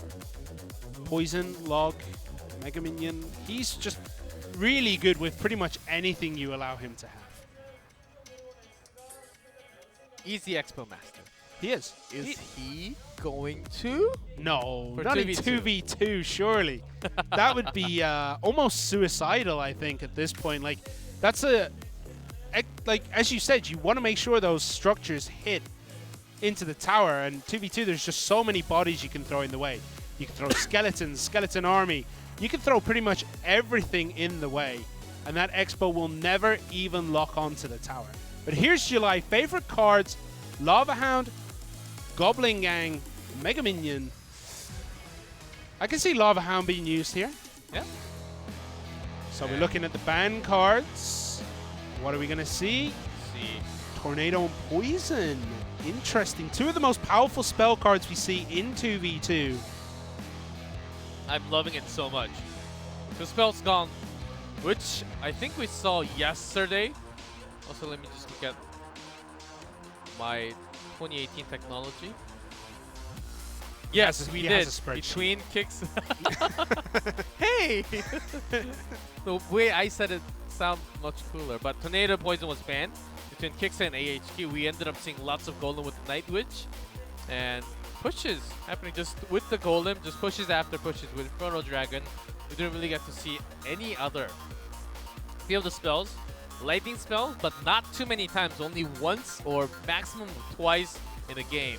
Because it's very heavy, and you want to guarantee your units to be pushing at the same time. Yeah, the Golem Night Witch combo is really strong once you build up. I think 4 bats is the starting point of where it starts to really, really hurt your opponent. After that, it gets exponentially stronger. 6 bats. Once you get 6 bats, pretty much the tower deletes itself from the game. It's just like, no, I'm done here. It's dead. And Poison stops these bats from spawning. It takes them out instantly. And the Night Witch... Will we see Night Witch in 2v2? We saw it earlier. Yep, I think it's a classic combo that still worked very well. There has been no changes to the Night Witch and the Golem. Very effective, especially as you mentioned, without the poison. We'll have some rockets, as it did come out to actually do most of the damage to the tower. Once the Golem was used as a defensive tool, most likely. Even we saw a different strategy from Kings on Dragon X, having giant skeletons as the explosion damage, taking out most of the units as defensive tool. And maybe with an extra elixir, they can just throw those rockets to the tower. They could, and I really like that double giant skeleton clone play that we saw in the first match today from King's Own Dragon X. I think we might see a repeat of that, but I'm pretty sure Expo Master and July have something figured out here. Maybe Lava Hound Balloon. We saw Expo Master play that last week. in the 1v1. Obviously 2v2 is different, but the mentality of that deck is still the same. It doesn't change between 1v1 and 2v2. It's what the other person is going to do on your team, how to support it properly. Yeah, of course, it stays with the team. Only 30 more seconds. The spells being banned. We did see Rockets with the Tornado. Without the Tornado, not as much, certainly. Because with the Tornado, it can pair up with the Synergy as a defensive tool to basically lock everything down into that spot. Basically guarantees Rocket being hit onto all the units, but without that, a lot harder to, because the Rocket does travels so slowly compared to all the other spells. It's actually pretty hard to hit every single time. Yeah, we're also probably going to not see Executioner, because Executioner Tornado is a very strong combination as well. And when you ban Tornado, Executioner kind of loses its potency just a little bit. It's still useful, but it's very rare we see it without Tornado. Yep. And we are ready to jump into our second 2v2 between OG and Entus. Kingdom Dragon X. Kingdom Dragon X having the lead from 1v1. So OG and Entus wants to take it back to themselves. Let's get it started. 2v2 between these two teams.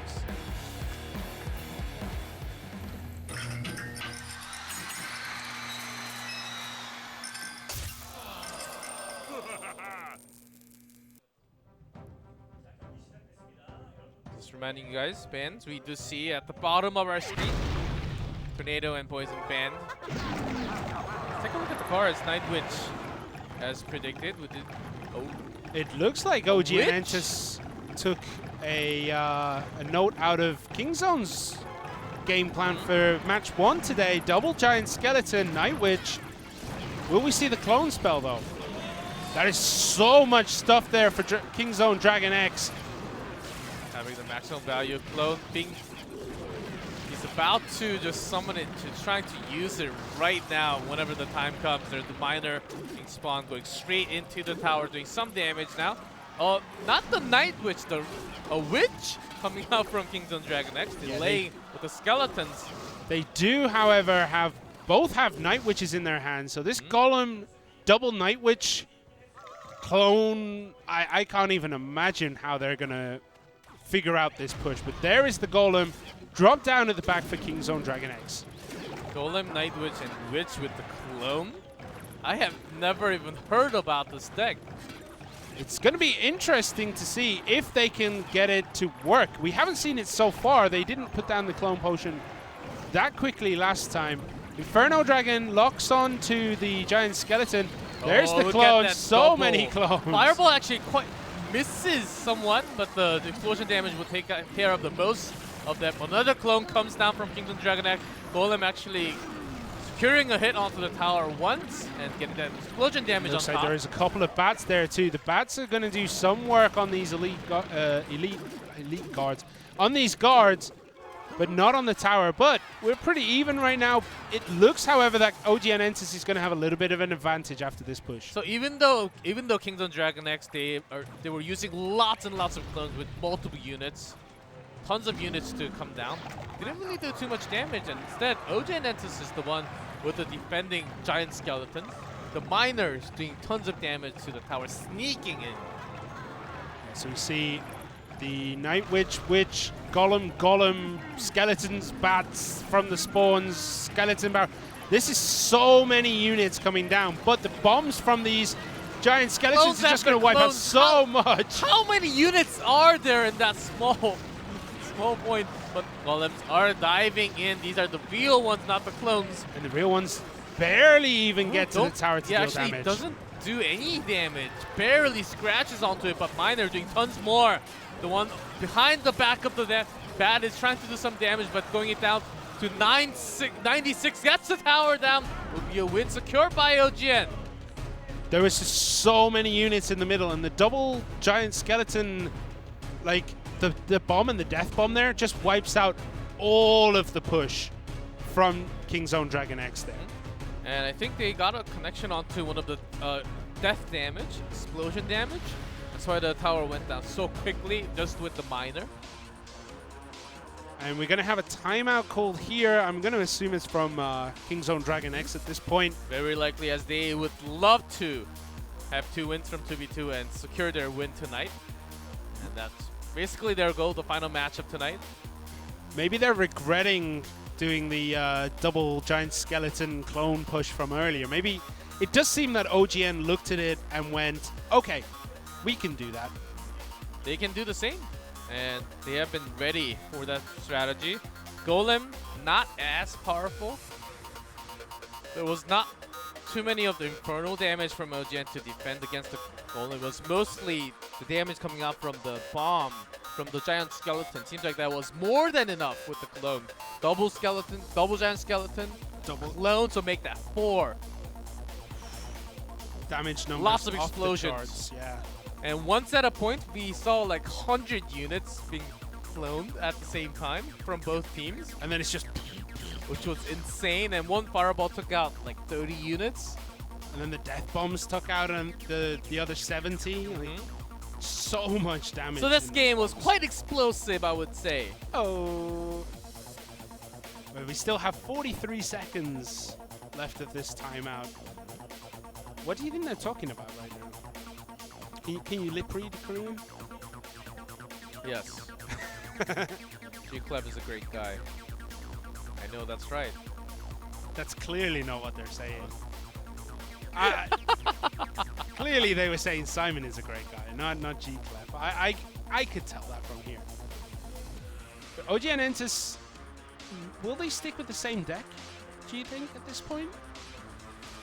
We haven't seen a good counter to that double giant skeleton clone bomb bonanza deck or whatever we want to call it. Also, the charge deck actually came out to counter that strategy because it takes a lot of time to actually get them blown up, especially the explosion damage. It's not as easy. Once you get all the charge, even the bandit can just go through it, does not take damage.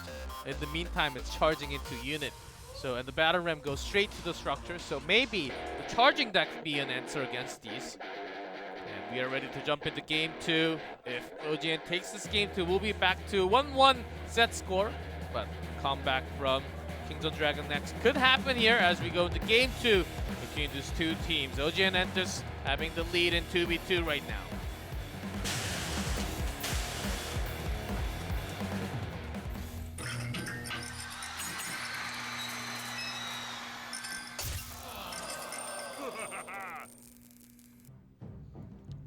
Alright, OGN Entus at the bottom in the blue, Kingzone Dragon X in red at the top of the screen. Very similar cards from both sides.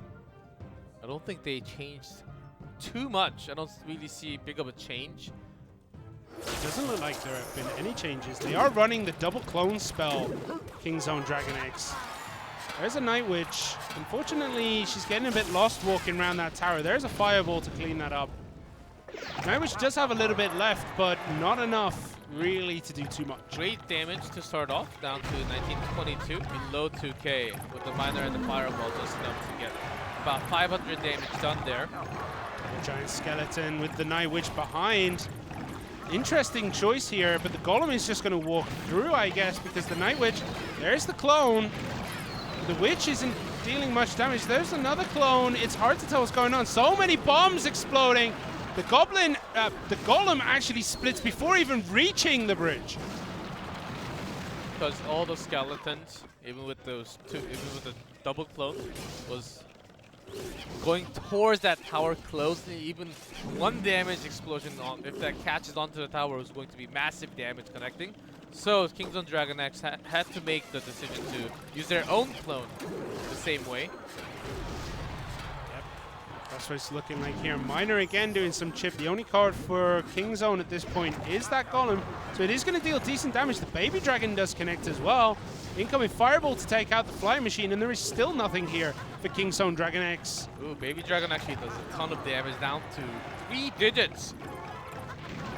They have the counter. Are they ready for the counter? Skeleton Barrel diving in straight. The bomb damage about to explode. 1, 2... The Golem once again split very early here. Ooh, ready with the zap. Does not really get too much damage done, but now to 1500. Great job done by Kingdom Dragon, actually landing some of their damage finally to that Princess Tower. it is so hard to follow. Once the clones start coming in, it's really hard to follow what is actually dying and what is not, because there's just so many bodies in the way. Some damage connecting into the tower, but very little, small amounts. Golem actually placed on the opposite side here. Counter push time.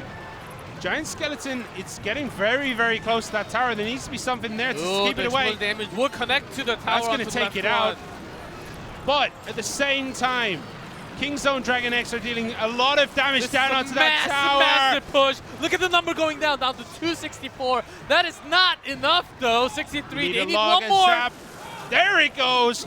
We are going into overtime here. What a push. And suddenly Kingzone Dragon X are in a brilliant position here. Throwing down everything from OG and Antus there. Bringing down with the Prince connecting to the tower. That will be it. They will finally have a win onto their 2v2.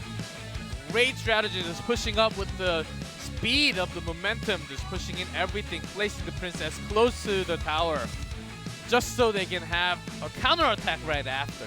Great job by OG and Antus. Kingzone Dragon X there, they did everything right on that last attack. They took it down. The opposite tower, the other side tower only had, what, 700 HP? If they could have defended, that would have been it, but all their elixir had been spent. So, Kingzone Dragon X end up losing the 2v2. Yeah, they spent way too many spells to bring down that tower alone. They had to use 2 zaps, a fireball, and what else? They were using 2 zaps and a fireball with the spells they used to take down that tower. The golem was the rest of the damage. And finally, with this win, we will have our first ace match of the day. They will get to the time to decide which one is going to. Look at those. So many skeletons, so many golems even spawn. 4 golems there get destroyed before reaching the tower. Only their explosion damage connecting. And here we see again just so many bodies all the time with these clone decks. They have been making work with the Prince. Prince connecting directly to the tower. Kind of failed that fist bump there. One went for a fist bump, one went for a high five. But here, this was a good move by Kingzone to move everything onto the other side. They wanted to at least trade the tower, possibly hope for a better of a situation. But the initial clone from with that giant skeleton, taking out most of those units. That flying machine did so much damage to the bottom left, but there was so much elixir left over for OG and Entus that they just walked up the other side and just wrecked that tower from full HP to nothing almost instantly. And look at that miner actually placement right before the tower, getting all the damage from guards so that their guard, the guards of their own, will be safe connecting to the tower, making sure the Prince can actually charge up right next to them. Great strategy, even those if you play that in the slow motion, I believe you can take a lot from that 2v2, but so much action happening with the clone. The skeleton... almost impossible to catch every single thing. Yeah, skeleton balloons plus clones. Then they drop... How many? It's about 9 skeletons, right? 8 skeletons. 8 or 9 skeletons? So that would be... If you double clone it, suddenly you have, what, 46? Do not do math. I know. But you have... All right, let's not do math. You Only have a lot of skeletons Only in the plus way. and minus, okay? No multiplication and division, okay? Let's not go that far. But we are down. Do not trust in your ability to multiply and divide things, okay? I don't have any ability of multiplying and dividing. Just double-digit plus and minus. That's the maximum you can do during cast, okay? Okay. Unless you have a calculator right next to you. I think that should be one of the tools that casters should have. Sit here like trying to work everything out on a calculator. Or like provided by the production, at least. TI-83. 3 right in the plus 4. But then, like, you know, when you get a calculator, you do everything on the calculator. It's like, that's oh, there's true. 3 units there and there's 4 units there. That's 3 plus 4 equals 7 units. But we are down into the ace set now. Once again, the players that we've seen so far in this match must be used in the ace set. They must play in the ace set. So either from OG and Entus, Hao, Q-Mills, or Astro. From Kingzone Dragon X, Ho, Expo Master, or July. They have to choose one of the player who played in set 1 or set 2. I wonder who it's going to be. Very likely Expo Master. I would think from Kingzone. I had to assume. I would assume Expo Master from Kingzone, and I'm going to say Q Mills from. Oh wait, yeah, Q Mills from OGN Entus, I think would be a good choice. I think Q-Mills. He did won play last before. week Uh-huh. against Sandbox 2-1, and he won with a P.E.K.K.A deck, basically P.E.K.K.A minor Royal Ghost. And most of the time, P.E.K.K.A was just slowly going in, minor doing most of the damage. Yeah. That has been usually the drill for P.E.K.K.A decks. Very powerful once you get the lead, but I think we'll get to find out which player we will have for the ace match. It is Expo Master for Kingzone Dragon X, and it is that Q-Mills? Q-Mills, called it. Q-Mills here for OGN Entus. His 1v1 is 1 win, and his 2v2 is 1 win and 2 losses. So, what do you think we're going to see? Do you think we're going to see that Royal Ghost, P.E.K.K.A minor deck, that kind of mixed bag here? I mean, one of the big questions is, will Expo Master get his Expo?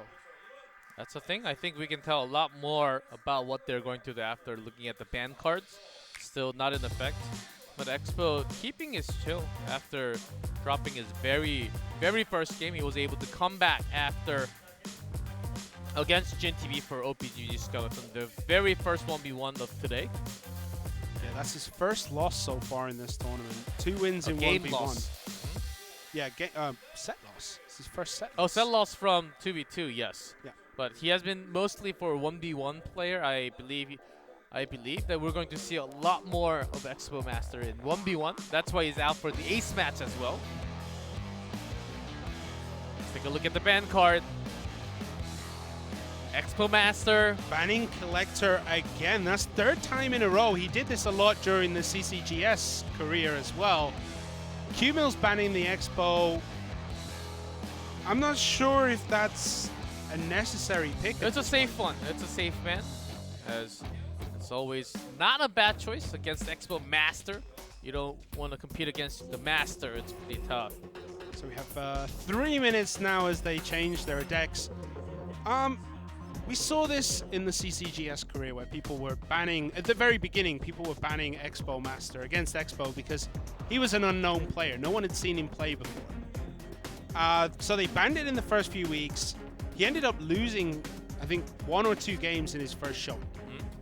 The next week, the next week, they're like, okay, let's not ban Expo against him because we should ban maybe the Giants instead. Maybe he's only Expo one-trick pony, but we soon found out that he was not actually became one of the best players from Korea, from region Korea, and he was the champion actually. With or without the Expo. That was the greatest thing. With or without the Expo, he still beat everybody. More times without the Expo because it was banned so many times. But even when it wasn't banned, he still didn't use it in quite a few matches that he was playing during that time. He just, it's that thought that maybe he has the Expo. This is the Master. Maybe he's using it again. Maybe he's using it in this deck. Maybe that last card is an Expo. And maybe it's a bit of mind games, but he plays well regardless of what he has. And he always bans the Elixir Collector. It's always good. And maybe if you're thinking about competitive Clash Royale, maybe naming yourself after a card. Bomb Tower Master. I don't know if you can master Bomb Tower. I'm not gonna lie, I played a game this week. My opponent used Bomb Tower. Yep, I had and I lost. I had that too, and I had a lot in 2v2 because I practice a lot of 2v2s right nowadays. I used to just like playing it for fun, but now I get super competitive with my clanmates most of the time. Do you talk to each other at the same time? No, we don't use voice. Of course, we don't use voice chats, but some feedbacks with the clan chat right after. It's been quite fun having that 2v2 quite competitively. Of course, winning always feels good. It does, regardless of what you win at. Even if you're beating a 2-year-old at chess, it still feels good to beat them, you know? So maybe my next ID will be something like Expo Master. Bandit Master is what I would do. It doesn't quite have the same ring to it as Expo Master, I feel like... Expo does sound cooler. Yeah, it does. Like, everything with an X does sound cooler for some reason. Someone. What is another card? You're showing your age with an here. X? Everything with an X is cooler. That shows that you're like a 90s kid, my friend. Everything had an X in the 90s. Hey, thanks. You are a 90s kid. I was born in '89. Yeah, so you grew up in the 90s. Yes, exactly. All right, so time is just running out. We are getting ready to jump into this set. The final set between OG and Entus. Basically, they're tied up right now. Kings on Dragoness took 1v1 match with a 2-1. OG and Entus taking 2v2 with solid 2-0. Comes down to the ace match. The final set between these two teams to decide the winner of the match. Expo Master from Kings on Dragon. Q-Mills from OG and Entus. Let's go to game 1 and find out how they're going to lead.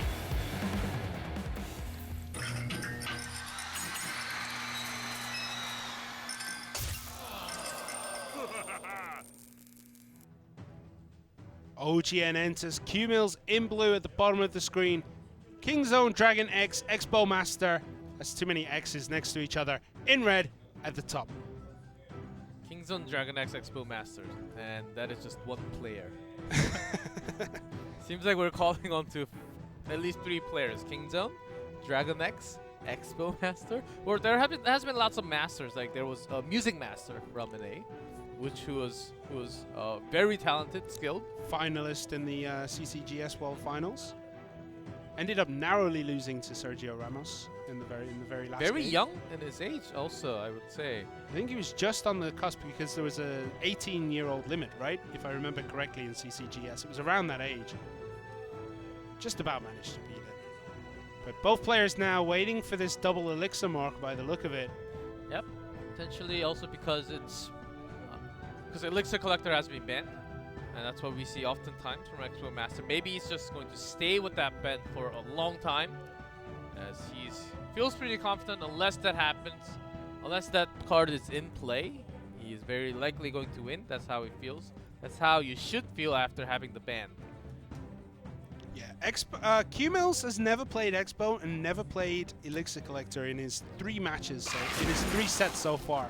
There comes down the Ice Golem. Mega Minion in return. Pretty standard. Tombstone. What are we going to see here from these players? There's a good poison from Expo Master. Poison landing on a lot, but there's a graveyard right after the poison. Archer's coming down. Yeah, the perfect Log as well. There's a poison from Q-Mills. Taking down those archers very, very early on. That tower does take quite a bit of damage here. Down to 1983. Before I was born. But the Prince charging its way in, got hit by the log, and will be delayed quite significantly enough to Tesla as well. This is the same deck I think we saw Expo Master play in his first set today, his first 1v1. But the poison is there to counter, not really even scratching onto that Princess Tower, just One two hit, hits. 2 hits.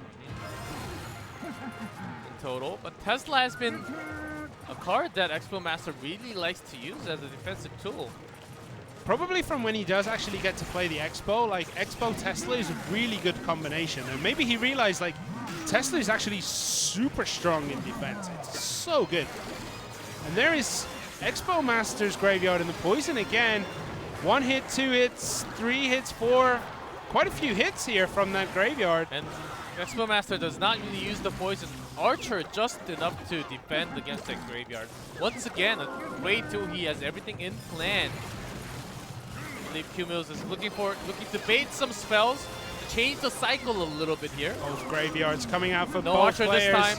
Lands on just in time, but actually getting some damage onto it. That tower at the bottom left, Expo Master takes the game. Out of nowhere, everything just seemed to magically appear at that bottom left-hand tower. Not really dealt with any spells.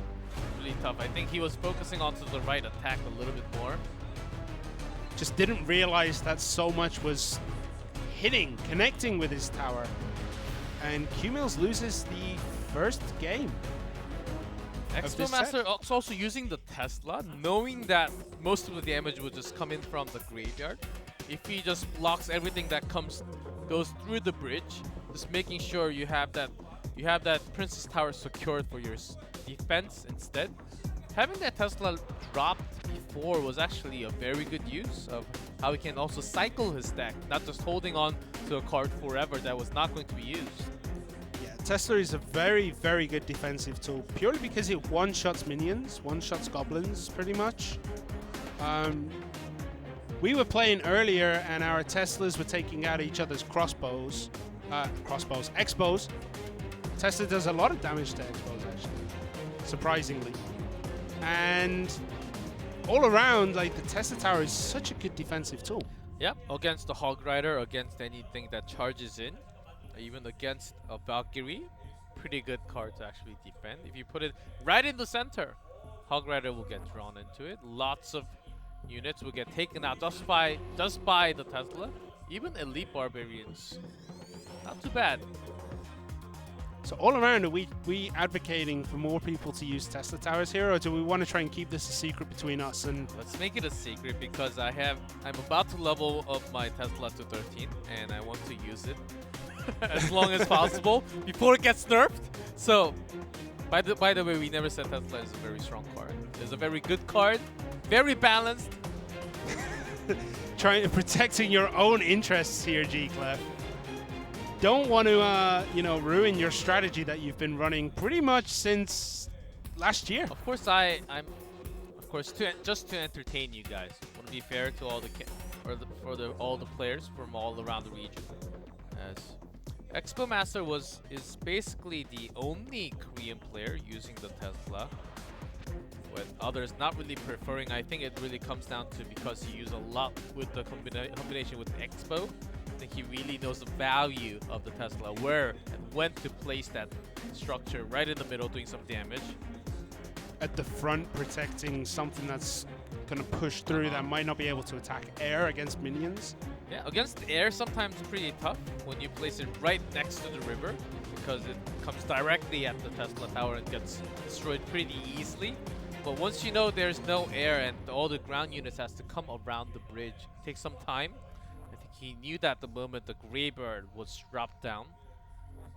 And there are a lot of other tools. There's balloon that has been not seen at all because of the bans also. But we did see a few balloons last weekend, but not as much here.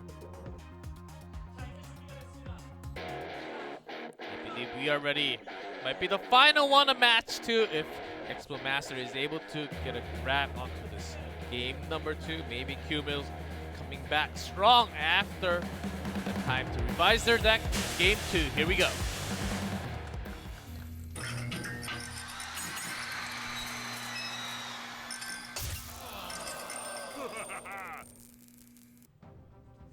So, set 3, game 2. Q-Mills in blue at the bottom for OGN Enters. Expo Master for Kingzone Dragon X in red at the top. And a Goblin Hunt comes down here. Q-Mills once again poisoned straight away by Expo Master. I think Expo Master has the same. Very, very likely in this case.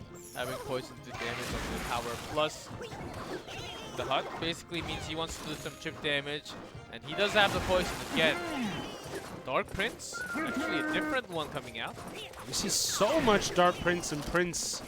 And 9 Musketeers? 3 Musketeers there for Q-Mills. First time being shown today. Making light work of that Dark Prince. And there's a Miner. Tesla 2 Musketeers. Tesla not enough to defend everything. But actually keeps a lot of damage off the towers as this Mega Minion and the the Ice Golem just walk forward, making sure not too much damage is taken. Pretty good defense there. Yeah, Miner did somewhat of damage. So great attack from Q-Mills, countering that pretty well. Yeah, and Expo Master knows now that the archers can be used to defend anything else, because there is probably not going to be a graveyard in this deck. He was holding that for such a long time, placing Tesla right in the middle, right at the center of your own space. One of the best things gets all the damage soaked, all the ones close to charge in. Close to the center. You can't quite get exactly in the middle on this one. There's a Miner. Dark Prince takes it out, but got 1 or 2 hits in there. There's a Graveyard from Expo Master. Is there anything here to defend for Q-Mills? same one from Cumulus. He even has Musketeer and the 3 Musketeers together. He really wants to pressure in and make sure he has some range damage. Zap to stop the charge. It almost landed a hit onto that tower. Yeah, the Graveyard, though, did a lot of work onto that Goblin Tower, bringing it down just for one more spawn after that push. Dark Prince easily takes out the Miner. Gonna charge in. It's gonna hit. Probably gonna go for that Goblin Hut, but the Graveyard comes down. 3 Musketeers. Is it good enough? Is it gonna be too much damage here? Delayed poison, super effective against, basically takes out 9 value of elixir along with that hut. Yeah, that was pretty maximum value right there. That gave Expo Master a good solid 3 or 4 elixir lead from that just one poison spell. Get the Graveyard off, so he will be off to another Graveyard. Even the Miner has a defensive tool, poison right on top of it. Expo Master looks like he knows he's won this, but he hasn't finished it yet. There's still time for Q-Mills to turn this all around. Incoming log, deals some damage. Archer's taking out the Miner. Dark Prince taking out the last 2 remaining Musketeers. Or not quite. Yeah, Mega Minion will. But chip damage coming in from the hut now. Q-Mills has so much elixir here to try and defend this push. But still, the Skeletons are dealing a lot of damage onto that tower. 946 hit points remain. Even a log spent to do some damage. The Miner at the top gets that tower down. And the Spear Goblin's connected too. This is kind of bad for Expo Master. Mills trying to come back with the chip damage from the hut. Great log doing tons of damage to the Spear Goblins and the hut and the Musketeer too. Altogether, Miner is the biggest problem. Prince always defending, but it's connecting at least 2-3 good shots onto that tower. And those 2 or 3 good shots combined with all the Miners that are going to get thrown equals a dead tower pretty much. Not even have any other spells to actually turn that off. Oh no, that Miner, that did a lot of damage that time. Even the Tesla Tower couldn't quite save it. Expo Master was waiting for the time. Where do I really fit in the Tesla here, as just putting it as a defensive mode right here? Skeletons, though, now that that Goblin Hut has gone down, do start connecting a bit more frequently onto the tower. What is going on Expo Master's top right-hand tower? Not much right now. Cumulus even had to use a zap to secure some HP onto his own. Expo Master still holds the key. I think he has a poison, so many more. Expecting a Miner to come out anytime soon. Actually times it well enough right after. Not connecting to the tower. Great job by Expo, just knowing that place. Yeah, if he'd have missed that Dark Prince placement there, he would have lost. And that's it! Poison! Expo Master still undefeated in 1v1 in this tournament from 3 showings so far. My boy. Oh, look at that. That was a pretty close game, as close as it gets. A few more hits from Miner would have just ended the game, and Cumulus could have won that game, but he was waiting for that moment, predicting, because he had the archers split up to the both sides, and then Dark Prince waiting behind. So he had every unit around the tower at the moment. Miner could not really go straight to the... Oh, man. Must be feeling pretty bad after that loss. Well, he was so far down at the beginning, managed to pull it back so close that we couldn't quite tell who was going to take it. Yeah, it was all about the mind games. If he actually placed the Miner before the Princess Tower, early on, not behind or off to the side, in the front, I think he could have gotten the hit, 2 hits, but it was very close. Potent Spell was about to come into the cycle soon. Mind games from Expo Master just on top. I think that's the reason why he could win this game in 2-0 ace match. And Kingzone will actually have 2 match win tonight already. Yeah, they are now 3-0, joining, was it Bren Esports? Bren Esports from C, yes. So, I mean, nobody thought Kingzone Dragon X here would be coming out #1 from the regional play.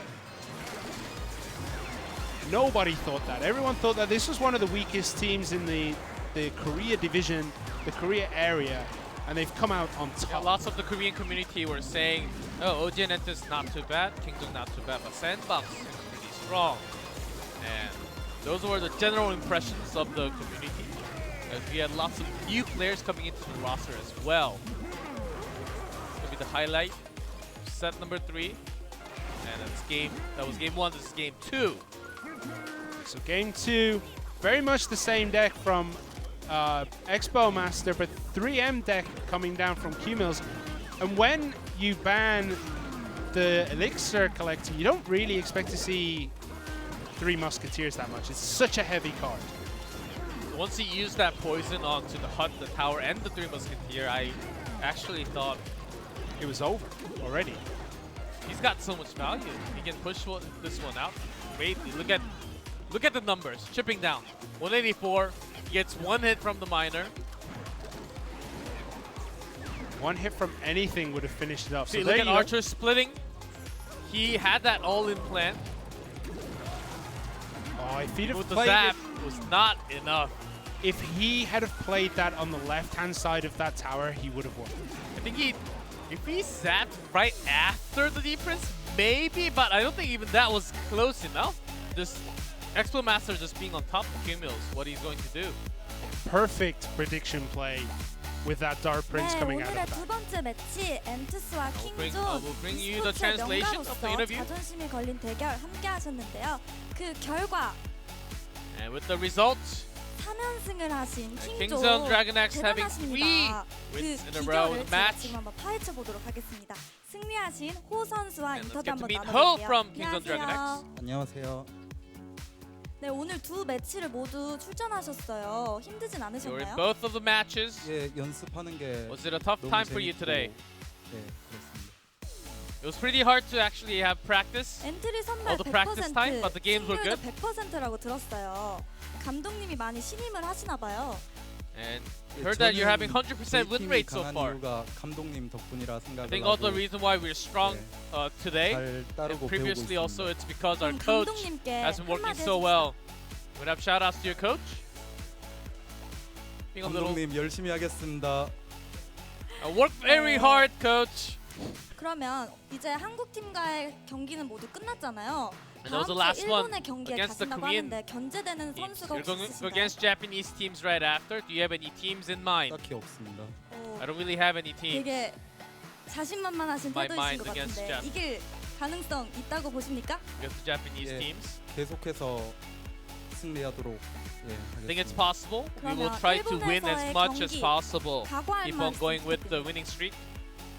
Let's hear what you have to say going against next weekend.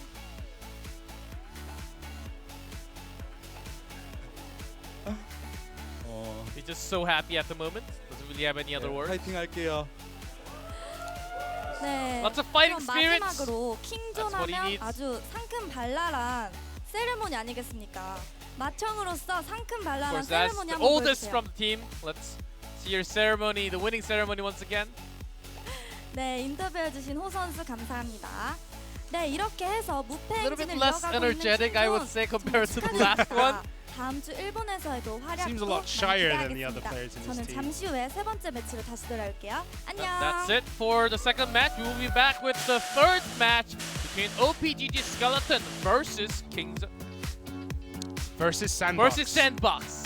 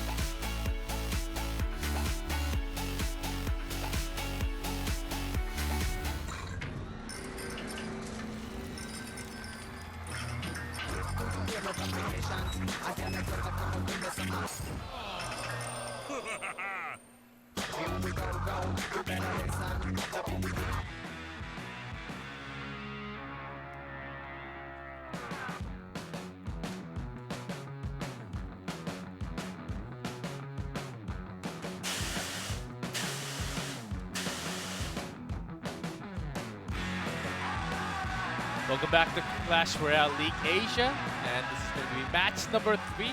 We have match number 1 and 2 already finished, and this is going to be op.ggskeleton playing once again after they were defeated by Kingzone Dragon X. Yes, lots of names, lots of long names, long team names. I have to get used to all the teams. It takes some time, but Sandbox playing for the first time after they dropped 2 matches last weekend, which was very painful. It was incredibly painful, especially as a lot of people were hyping Sandbox to be the best team in Korea. There was so much hype behind Sandbox. They're one of the, I want to say, stronger looking teams out of all their players. Yes, because their organization itself is made up of lots of content creators, lots of YouTubers, lots of streamers especially. So, and then a lot of the community was also expecting that. Let's take a look at the team intro video.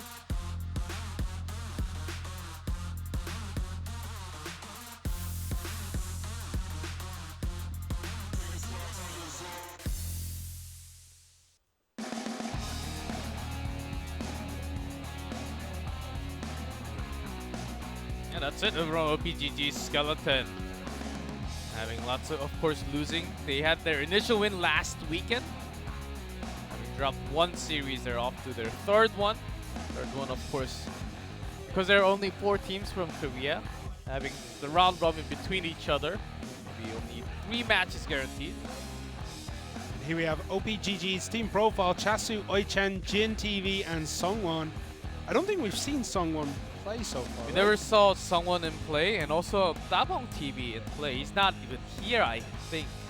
I don't think he's here tonight, as we only see. Oh, we do have him. Okay. I think but the roster only showed 4, so I was pretty unsure at the moment. But we do have all 5 members. Dabong TV and Sungwon did not play yet. Maybe today will be the first time, as we saw lots of the other teams having their new player in play. Yep, and now we're going to see Sandbox up on the screen in just a second. Quite a disappointing week 1 for them, I feel. Losing 2 games when they're expected to at least win 1, you know? If they finish 0-3 out of the Korean regional, that's going to hurt a lot for these players. Beginning of today, they were in 11th place. 11th place, pretty low compared to all the teams in the Asian region. A pretty disappointing result from last weekend.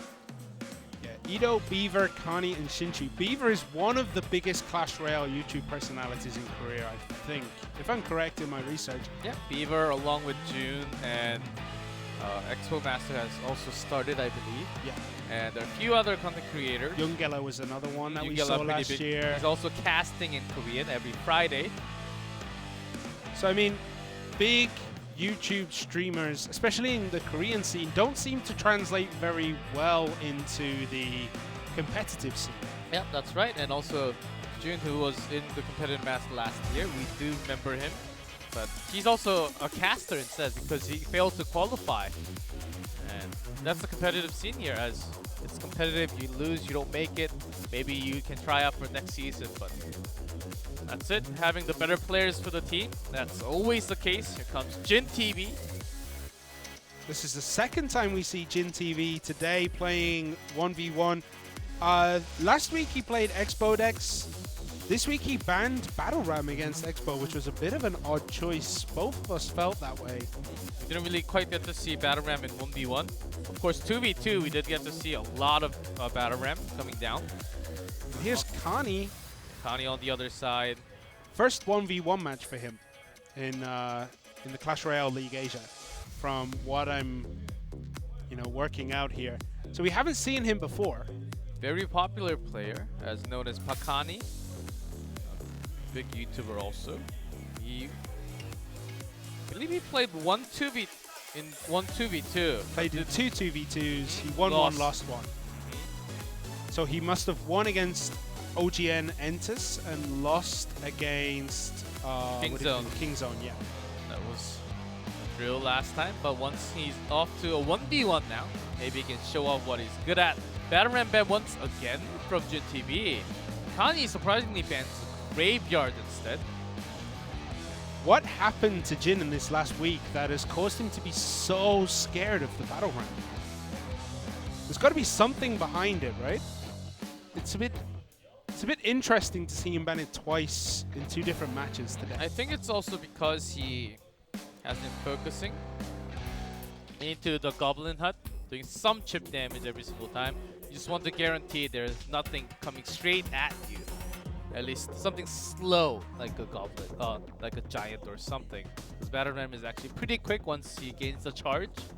Straight into the Goblin Hut can be a big counter tool. Yeah, so we saw Jin ban the Battle Ram last time and he lost 2-1 to Expo Master. Expo Master just played flawlessly once again, but he bans the Collector. This time Kani bans the Graveyard. What does that mean in terms of the decks these players are going to be bringing? I think we're going to see a lot of minor, maybe just with the Elixir Collector, some heavy beatdown pushes, which is not the style of usual Korean players in terms of meta. It's very less likely. We do see a lot of beatdowns from Southeast Asia. And I think with the Graveyard ban, basically, maybe just having lots of minors coming out. I think that's a good option, along with the Poison. Even Tornado's available in this case. So I don't think we'll be seeing Hog Rider in this this set. Purely because Hog Rider Tornado, as we saw earlier, can really put you at a disadvantage. If your opponent has the Tornado, it just makes you lose the game, I feel, activating the King Tower so early. That is certainly true. There are a few tools if you want to use that Tornado to activate the King Tower, which in this case I think it's very likely, and a good tool for you to have in your own hands, even against the Miner. Yeah, dragging that Miner onto the King Tower. There is one position that you can put a Miner in where it will not be dragged to the King Tower. And it's not as easy because the duration is not as long as before. It is not 2.5 seconds anymore. It has only been less than 2 weeks since the balance update has been out there.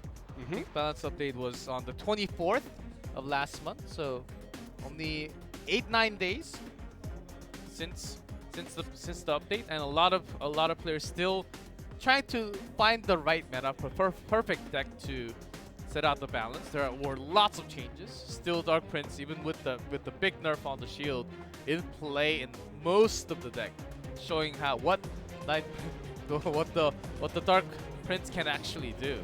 Yeah, and he would have done so much more had that balance update not been applied. Remember last year, before, where we actually had one game, I believe, with Dark Prince, and we were saying, "Oh, there's a Dark Prince finally in one of the games."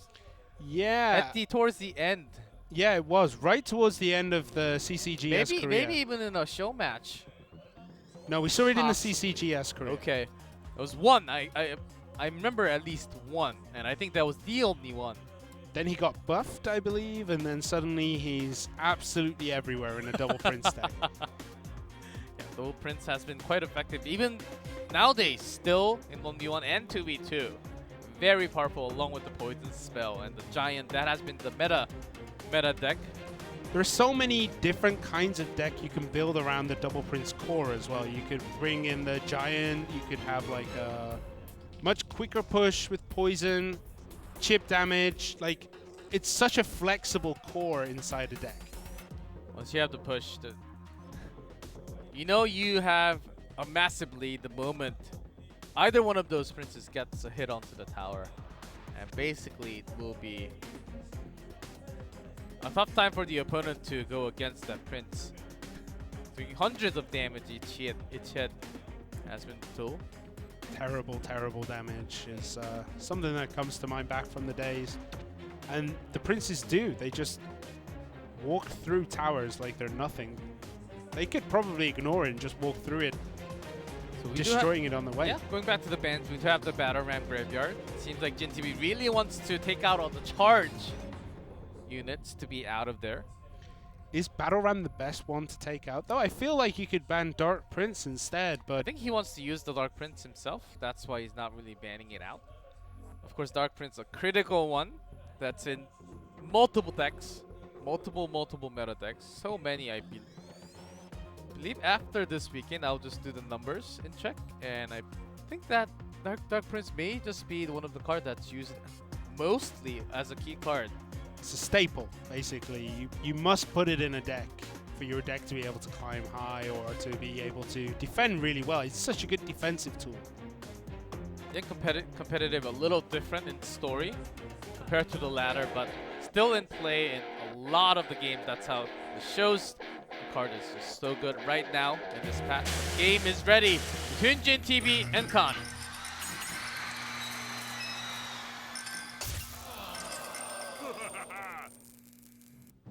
Here we go, the first game. We have op.ggskeleton Jin TV in the blue at the bottom, and we have Sandbox Connie in red at the top. Goblin Barrel coming out. Oh, and he for says Jin good TV. luck. Bit of BM there, making your opponent emote as you throw out the Is Goblin this the Barrel. Goblin deck from the Goblin Challenge we just had? It's looking Nope, like one with of the them. Princess Snow. Princess just gets wiped out by a fireball. Seems a bit too much. Princess generally dies pretty early, but if you are playing this very light deck, then you need to take it out And instantly. also Connie just wanted to cycle his with the fireball out of the way. There's an Infernal Dragon now slowly walking towards. There's a barrel. Again.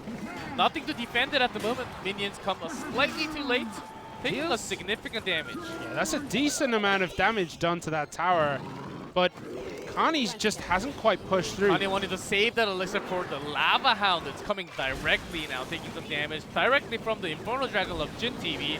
So we'll get taken down easily.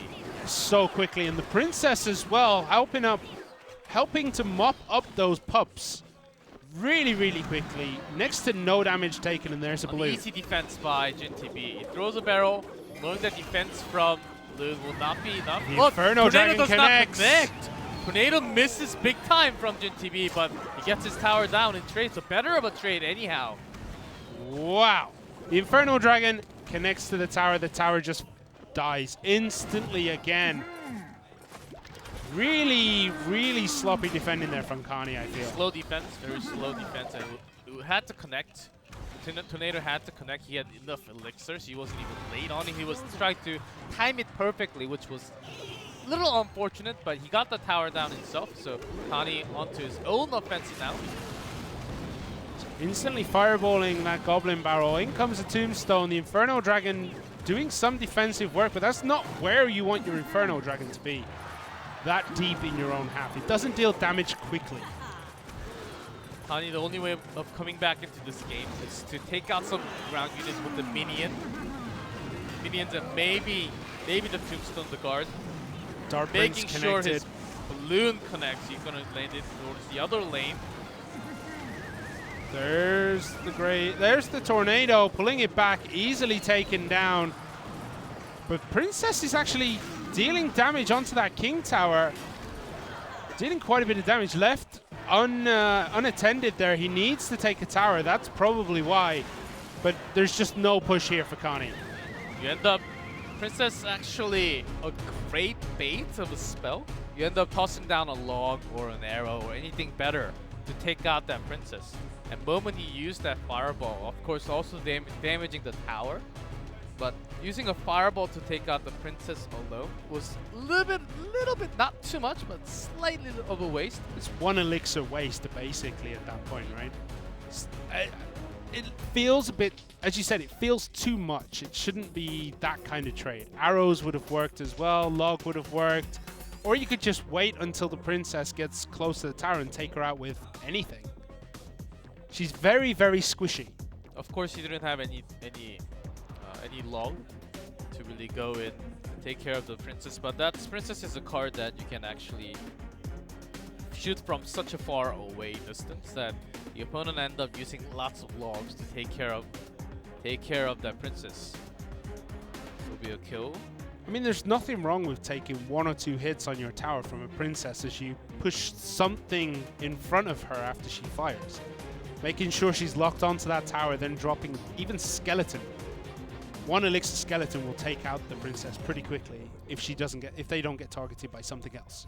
Connie falling behind a little bit. Very late reactions. Of course, he had the Lava Hound in mind, thinking that ahead.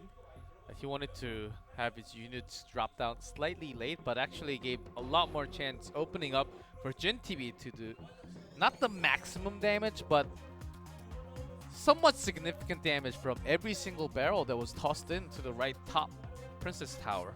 And the Inferno Dragon connecting as well probably should have defended that. Like, an Inferno Dragon connecting onto a tower always feels bad for the player. It feels very rushed, and his Lava Hound went straight down from Jin TV's Inferno Dragon. Let's see if that connects at all as we get ready to go into game number 2. We have the signal, let's get in.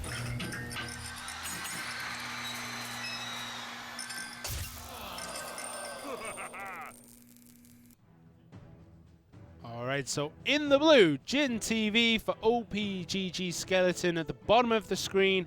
And we have Sandbox Carney in red at the top. And Jin drops down the Goblin Gang right at the beginning of this match. Let's see if Jin TV has the same deck. So far the same with the Princess and the Goblin Gang. Lightning spell already being dropped by Carney. Last time it was Fireball. That feels very, very heavy to be using against the Princess only. A bowler. Interesting here. Activate the King Tower. Nicely done by Connie, timing it perfectly. That's going to up his defense quite a lot, as that King Tower does provide extra support for the Princess Towers. And the bowler looks like he's going to get very close to this tower. Maybe 1 boulder. There we go, 1 boulder. Just dealing a little bit of damage. Very good against the Goblin Gang. Also, lots of small units that could push it. And the barrel not as effective now with the King Tower activated. It's going to be somewhat of a tougher time. Even the log, look at that, taken care of easily. But the Luxury Wizard still surviving with the help of the King Tower. Yeah, that Great Goblin way of defending. The barrel did get 1 or 2 hits in, but at this point, that's fine. Especially when you have an Electro Wizard behind a Giant, and the Giant is definitely going to collect on a tower that has already been significantly 2, damaged. 3, 4. He's not stopping anytime 5, soon. 6 hits. And does activate the King Tower, but doesn't really matter as much because that bottom right tower will be going down very soon. With the lightning spell and few help of the damage. At what cost was that tornado to activate that King Tower? So much damage has been done to that bottom right-hand tower. 6 straight punches into that bottom Princess Tower. That's 5 too many from a Giant. At this kind of level, that's 5 too many. Even 1-2 hits from Giant. There's tons of damage, hundreds of damage. 6 hits, so must be feeling pretty bad after the throw. There's another Giant. Dark Prince is going to take a little bit of damage on that, but the tower is doing its work. And the bowler as well, just in range of it, takes it out really quickly. There's a barrel. Log straight away, killing those goblins. He's holding in. He's expected to come out. Giant got 1 hit there, actually, dealing another roughly 200 damage to that tower. Seems pretty hard for Jin TV to come back into this game as he's down to 237, and there's a lightning in the log from Connie's hand. Yeah, lightning will finish this game. There's a barrel. Where's the lightning? Log just going for the damage, and that's it. To end the minute mark with the overtime, tower going down. Connie will take it back with a great counter deck. As he had the bowler, lightning spell, and the tornado going against the barrel, activating the King Tower from the beginning. And then Jin tried to activate his own King Tower with the Giant, and it just didn't happen as quickly. It took way too long for the Giant to turn around, to strike the tower. He did 6 hits onto that tower before being pulled away. He took way too much damage trying to wait for that tornado to activate his tower. Sure, he might have been waiting for Elixir, but he needed to put something else out there. Yep. Way too slow of a reaction. I believe he had the cycle to have it on his hand too. But once you have the giant right next to your tower, sometimes you get to freeze, and once you don't have enough elixirs to put down that tornado, it feels pretty bad. And giant is pretty heavy compared to the other one. Does not get dragged as well. Yeah, Very slow. Yeah, his feet dig into the ground and he slowly is like, no, I'm not gonna go away. Certainly not as fast as the goblin coming to the center of that tornado. Tornado spell so effective. You have to take into mind both sides. I'm pretty sure they were thinking that the opponent may just be having a tornado. I always have to watch out for the king tower. It's always possible, but it seemed like they put down their guard a little bit, spawning everywhere. It's 1-1 between Jin TV and Connie. The winner of this will take the set for their team. Final game between these two. Final game of 1v1 for the second 2v2 and ace match. Let's get into game number 3.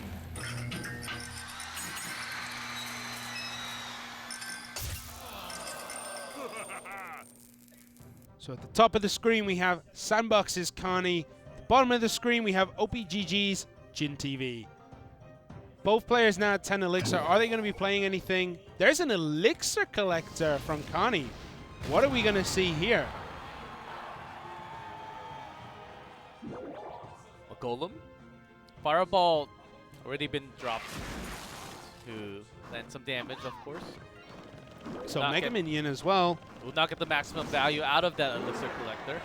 Ooh, Infernal Dragon. Maybe he's thinking of his own golem. But the golem is going down the opposite side from the Inferno Dragon. That's not too bad. There is plenty of time to have more cards come in. And there's a Night Witch played on the opposite side to defend. The damage going in straight to the tower. Golem is very slow. That tower is out. Infernal Dragon connects to the Night Witch. Unfortunately, if that Inferno Dragon actually hit the tower, that would have been dead already. Maybe. Lumberjack. Oh, tornado just enough to drag into the King Tower. Great defense by Jin TV. Even the Rage, not with the strongest tool. But it's going to do so much damage to a lot of damage to the King Tower. Look at all those emotes coming out from both of the players. As it's down to 2,000 nearly.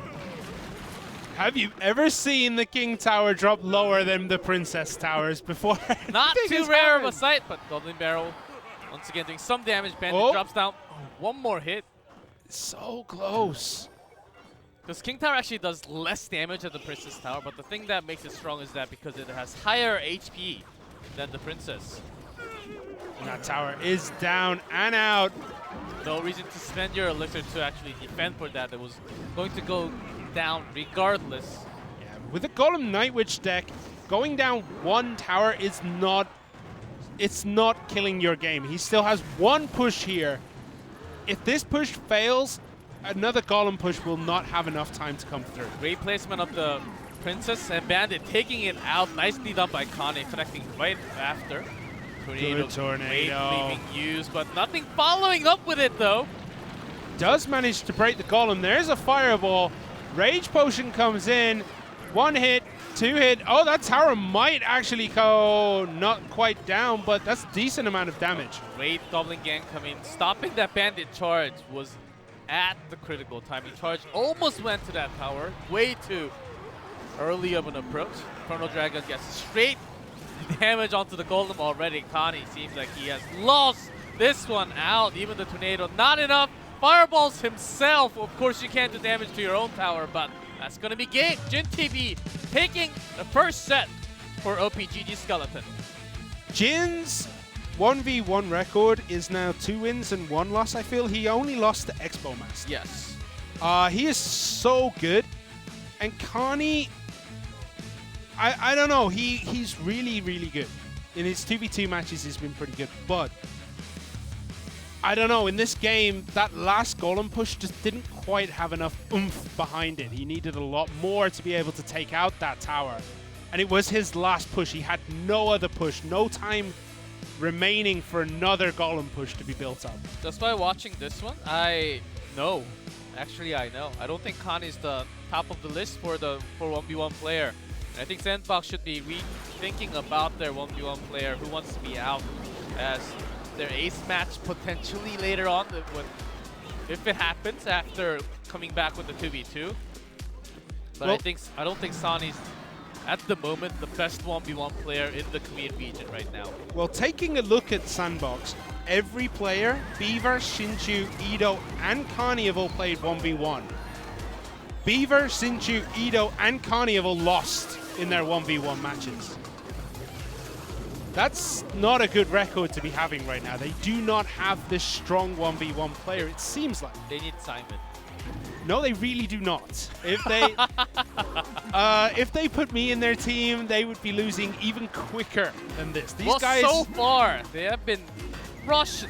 They have been stomped down by the other team. They were very late on their 1v1s. Reaction is very oftentimes getting greedy and missing a lot of your hit points because of that greedy timing. yeah, I just don't know what's going wrong for Sandbox. Like, on paper, this is one of the strongest teams we have. Yes. In practice, they look the weakest. I'm not going to say they are the weakest, but they look the weakest in practice. Well, they are about to be the weakest after if they drop this 2v2 in the entire region. May just be possible very soon. The last push from Kani, it just wasn't strong enough for a golem push. At that point, you have 50 seconds remaining. That is your last golem push. You do not get another one after that. You can't just be thinking about one-step approach. You have to be thinking about the next move. It's like playing billiards. You want to hit a ball to make it into a pocket, but you have to think about the next one, where you want to place your white ball, so that you have a very good angle for the next hit that you want to connect it to. You have to thinking about that extra strap every single time when you put down one. Or if you're in a rush, of course, you just have to throw down some spells. But once you make the units go down, where you place it, why you place it, there has to be good reasoning behind all those moves. All right, so we are onto the 2v2. We've seen Oi-chan, and now we see Songwon For the first time. for the first time. Favorite cards, Lava Hound, Balloon, and Fireball. Oh, he's the air type player here. Air unit type. As Lava Hound, not really seen too many in 2v2s, but Balloons, yes. We're going through all the units, just sweeping through and connecting to the tower. Did happen few of the games, especially last weekend, not as much this weekend. Yeah, Songwon is the baby of the team. I'm just looking at the ages of op.ggskeleton now. He is the youngest by 6 years. Who's the second oldest? The oldest is Oi-chan at 33. Then we have Dabong and Chasu at 28, and Jin TV at 25. Oh. That's a very, let's Very young say, player. experienced team. Very young player. On the screen now we see Beaver. With the 2v2. Yeah, his record, 1v1, 1 win, and he won his 2v2 last week, which sent us into the ace match against OGN Ventus, where they couldn't win. They again. banned Minor, which was, I don't think it ever happened in the other 2v2s. They were the only one banning Minor.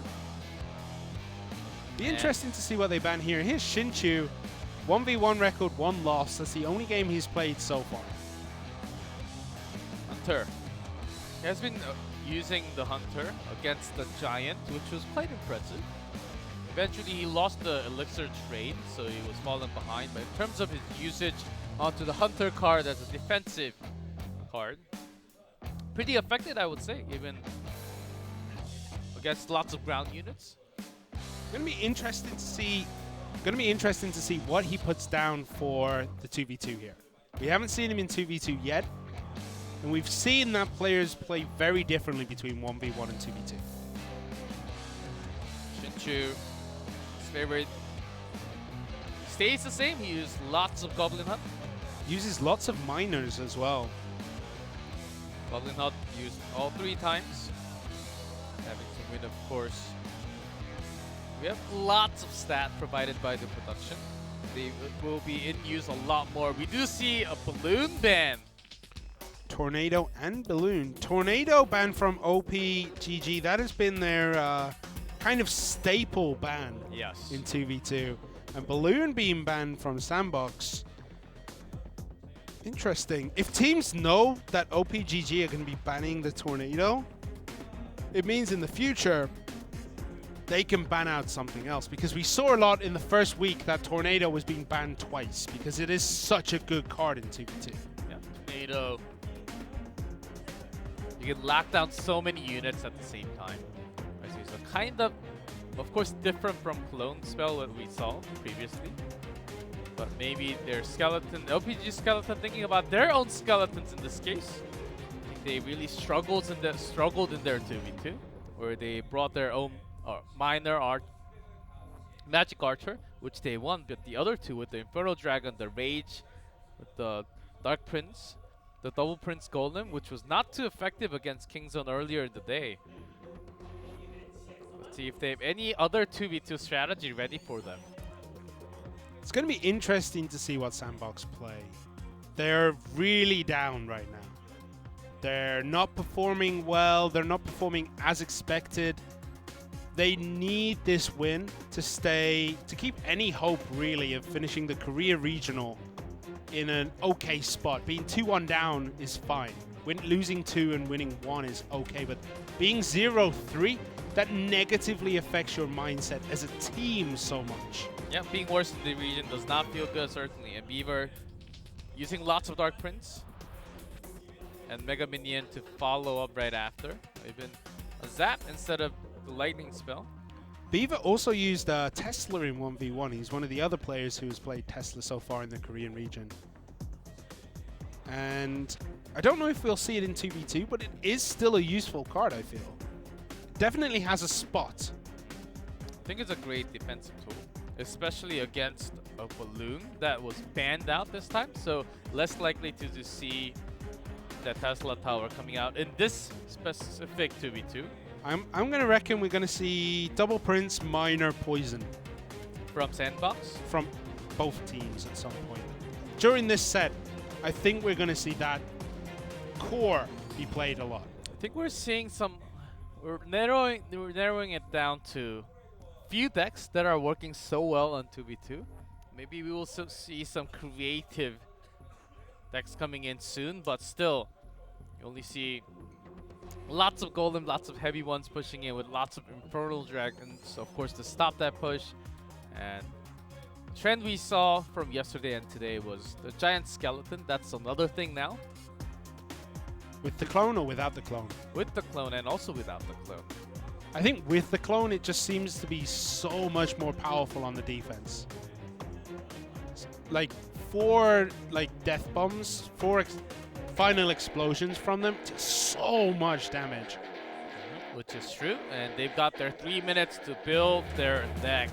As op.ggskeleton winning the series with Jin TV taking 1v1, we are ready to go into 2v2. Let's get in.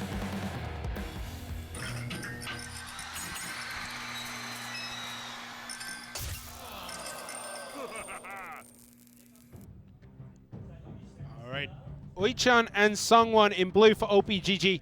Beaver and Shinchu for Sandbox in the red. Here we go. Minor being used there by Sandbox. It looks like op.gg are going to be going for a Lava Hound in the front. Oh, maximum damage, almost the maximum damage from the Minor. Takes down almost 700 more by Minor alone. There's a Minor this time for op.gg. What is going to be happening to that tower at the top right-hand side of the screen? That's where we should be looking right now. Decent amount of damage, but not too much. Not as much as expected. Single Minor did a lot more damage, which is pretty surprising. But when you leave that Minor alone, will do chunks of damage. That's why it's a legendary card. Yeah, Dark Prince does connect on that charge. Just about for Sandbox. And here we go, double Minor this time on the tower, but nothing is defending it. Yeah, Flying Machine.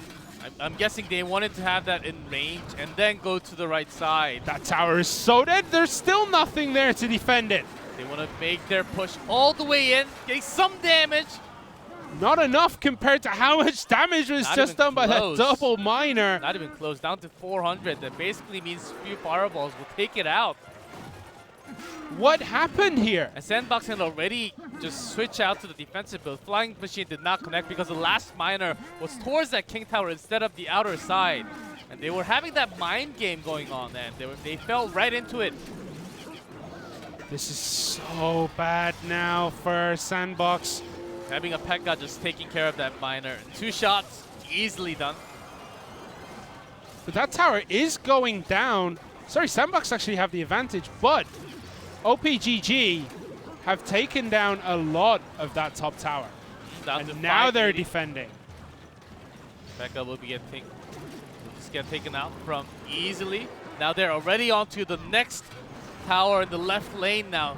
Slowly approaching. Actually, the lava Inferno does lock onto the Infernal Lava Hound here. Yeah, Sandbox do take down that bottom left-hand tower. Is there enough from op.ggsk to push forward up onto the top? Lava Hound, Miner. It does look like that tower is going to fall, which will put the teams back at all square, to be honest. Yeah, but much slower of an attack. And in terms of Elixir, about the same. Who is going to win this? It's impossible to tell right now. See Prince going against the Dark Prince on the left, taking out the shield and the damage from the towers. Great defense, and the poison getting some value there as it's taking out the tombstone along with that. Poison chipping away at that tower. It does look like Sandbox now have an advantage. Ooh, the Skeleton Barrel actually drawing so much attention. Greatly the miner getting taken. Oh, but some op.ggsk are dealing damage. so much damage onto that tower. Down to 1,000. Down to 500 almost. There we go. Now with the Pups doing some damage, down to 422 already, but the P.E.K.K.A can be a problem. Let's see, do they have anything to stop it? They do have the Zap ready to go on that Infernal Dragon. There it is. Tombstone being dropped down to delay that P.E.K.K.A from going towards that 3 crown. This is so hard to call, but op.ggsk are in such a strong position. The miner connects. The second miner at the back connects as well. That tower is gone. That's going to be it with the poison and the fireball to secure. It's going down anyhow, but they had the style to finish. I realized about halfway through that Sandbox were actually playing incredibly well. I got my colors mixed up. But even though they were doing incredibly well, they got the tower down first. op.ggsk comeback. They kept their cool.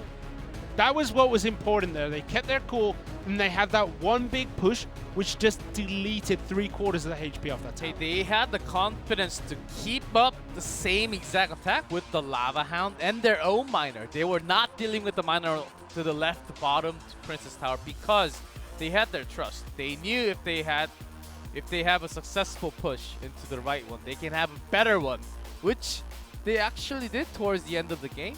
And then they made it work much better towards the late game with the Lava Hound just connecting. Instead of approaching from all the way back, they actually put the Lava Hound right next to the bridge, so it actually goes quicker in that terms. Yeah, just to let you guys know, Sandbox have actually called a timeout here. I think they really need it after that.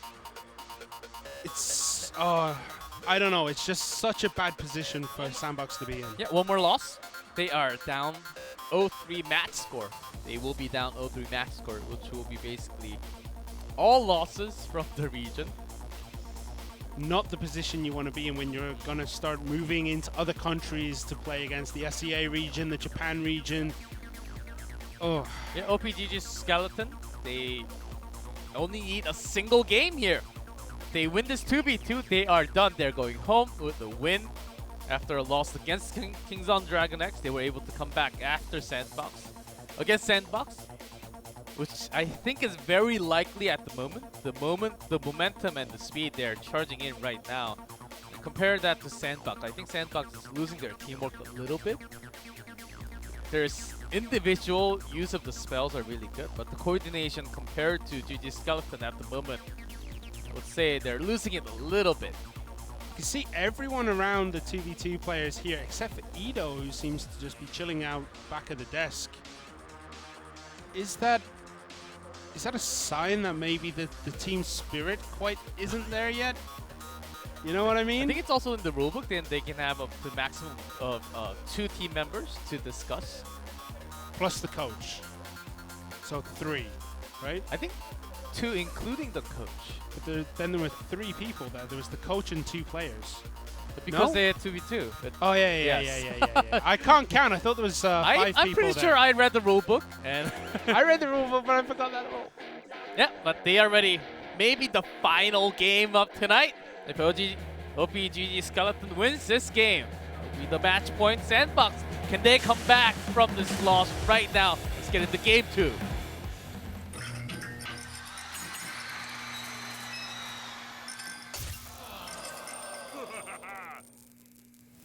You know a team is coordinated in this qualifier, not the qualifier, in these matches when they can actually hit a high five. We've seen so many failed high fives and fist bumps lately.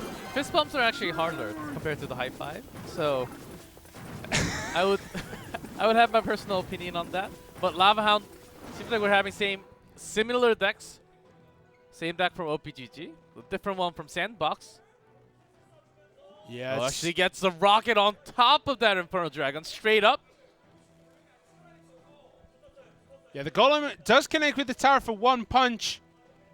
Straight up, it's going to connect the damage.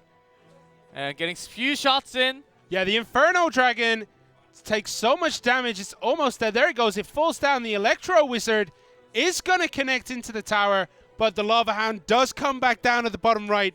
They're going to restart this push. They really do need to restart this push. It's going to take some time. They do take a lot of damage, but a good trade towards that 1.9k on their own. The Tesla being dropped as a defensive tool, the Lava Hound will actually take a longer time in this case. Yeah, the Lava Hound this time goes for the Tesla.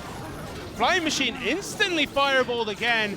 So this Lava Hound does not even manage yet to take out that Tesla Tower. Tesla Tower takes out all the pups plus the Lava Hound. There's a Dark Prince.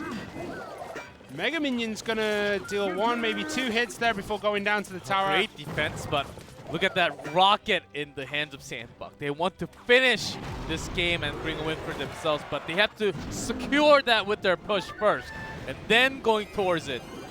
So this is the almost traditional matchup in 2v2, Lava Hound versus Golem. We've seen it so many times, and usually the Golem wins.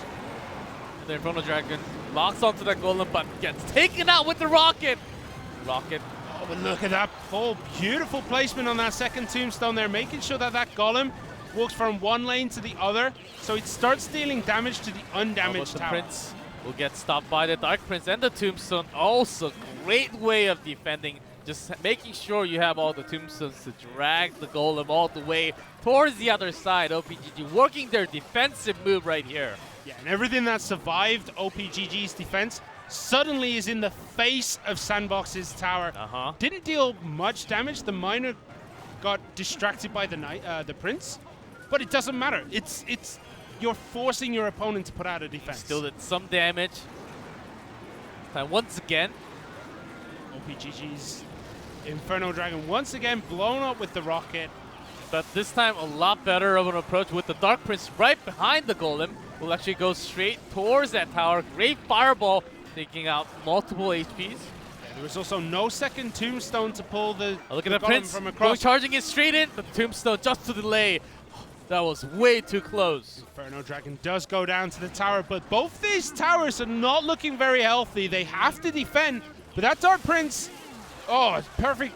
Electro Wizard coming down everywhere. Lots of zaps from the Electro Wizard charging in. There's a Dark Prince with the shield gone from the charge of the Prince. Almost looked like the Power Rangers there with the lightning coming down with the E-Wizards like teleporting into the field. Even had to drop down the miner for themselves now. Poison doing some chip damage and gets the skeletons, even the rocket. And it's not going to finish, but it will be very close. Poison is almost enough to finish it. There's a zap.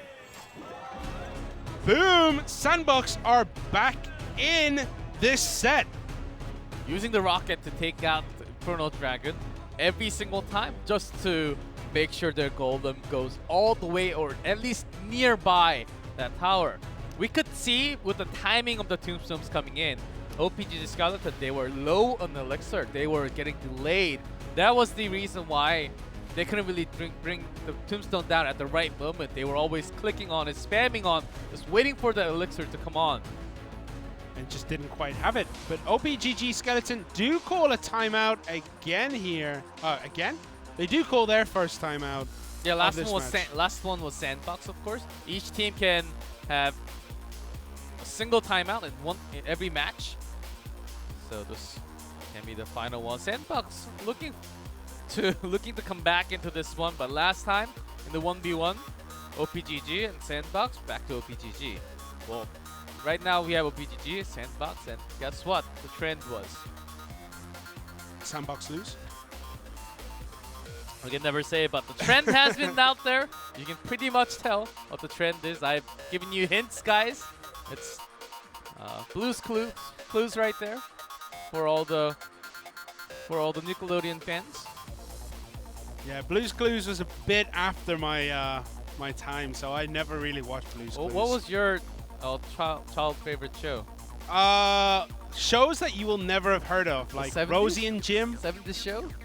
No, man, I'm young, but you know, when I was a kid, I didn't watch Blue's Clues. I was into my Rosie and Jim.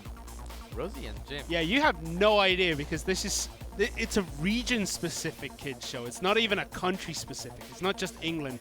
Rosie and Jim was only shown in like the Midlands area where I grew up. Okay. Quality show, man. Quality. Right, so these players are just talking about their strategies, making sure that everything is set up properly to take this last game. So who do you think benefits most from this timeout? Well, I think Sandbox even more because they got their ones working with the Rocket to push their way in because it basically guaranteed a path for Golem to go straight into it with Rocket only taking out Inferno Dragon in that game, but whatever spot right next to it was going to be taken out along with it. So very good strategy. Maybe they will keep a similar one because so far after that win from Sandbox, op.ggskeleton, Skeleton, maybe they have their own kind of strategy against it, but not the most common deck from Sandbox. So let's see if they actually use that timeout, 2 minutes of time to come back and revise their deck perfectly into Game 3, which will be the final one of tonight if op.ggskeleton Skeleton still on a match point. Let's go into game number 3.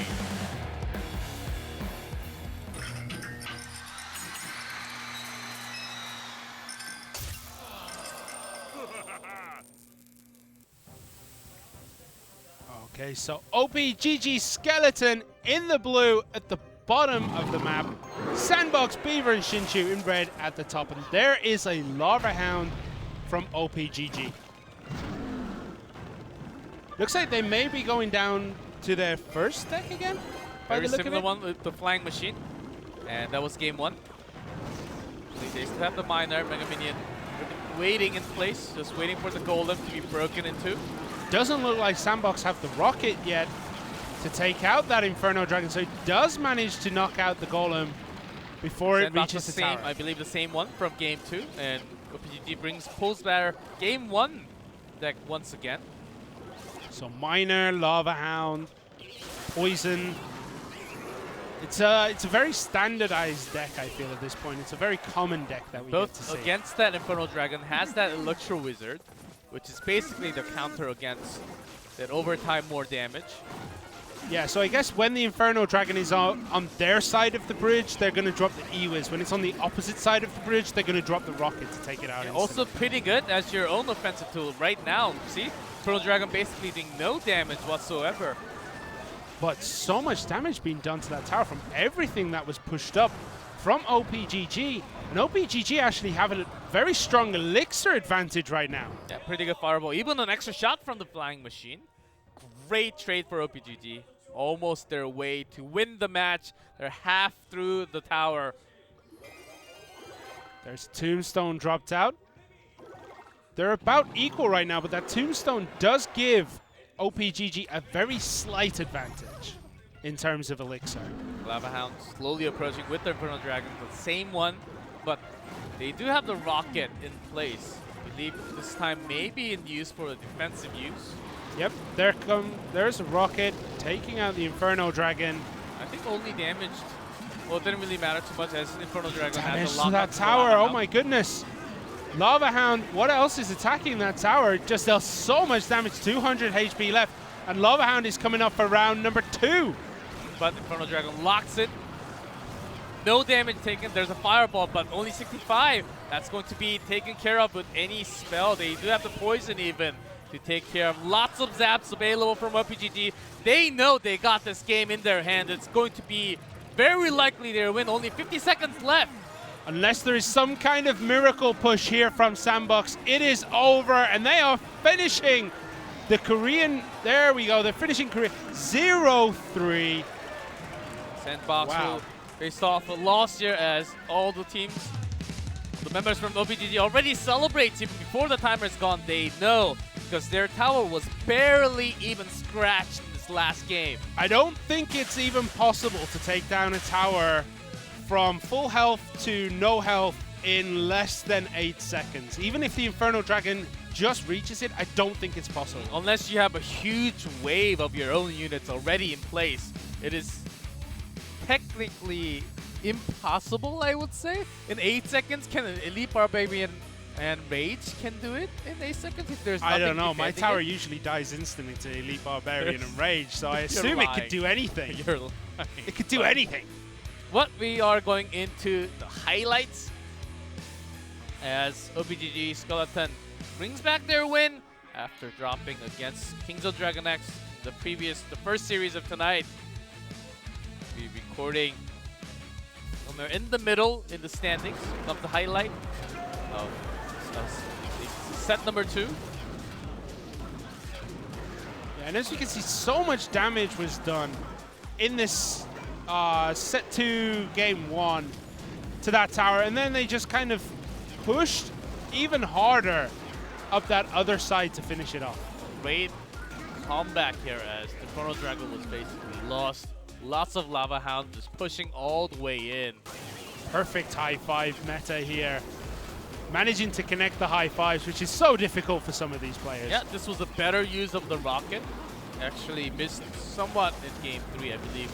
We will get to see that also. Yeah, constantly rocketing the Inferno Dragon really did work out for Sandbox. I'm not sure why they stopped doing it.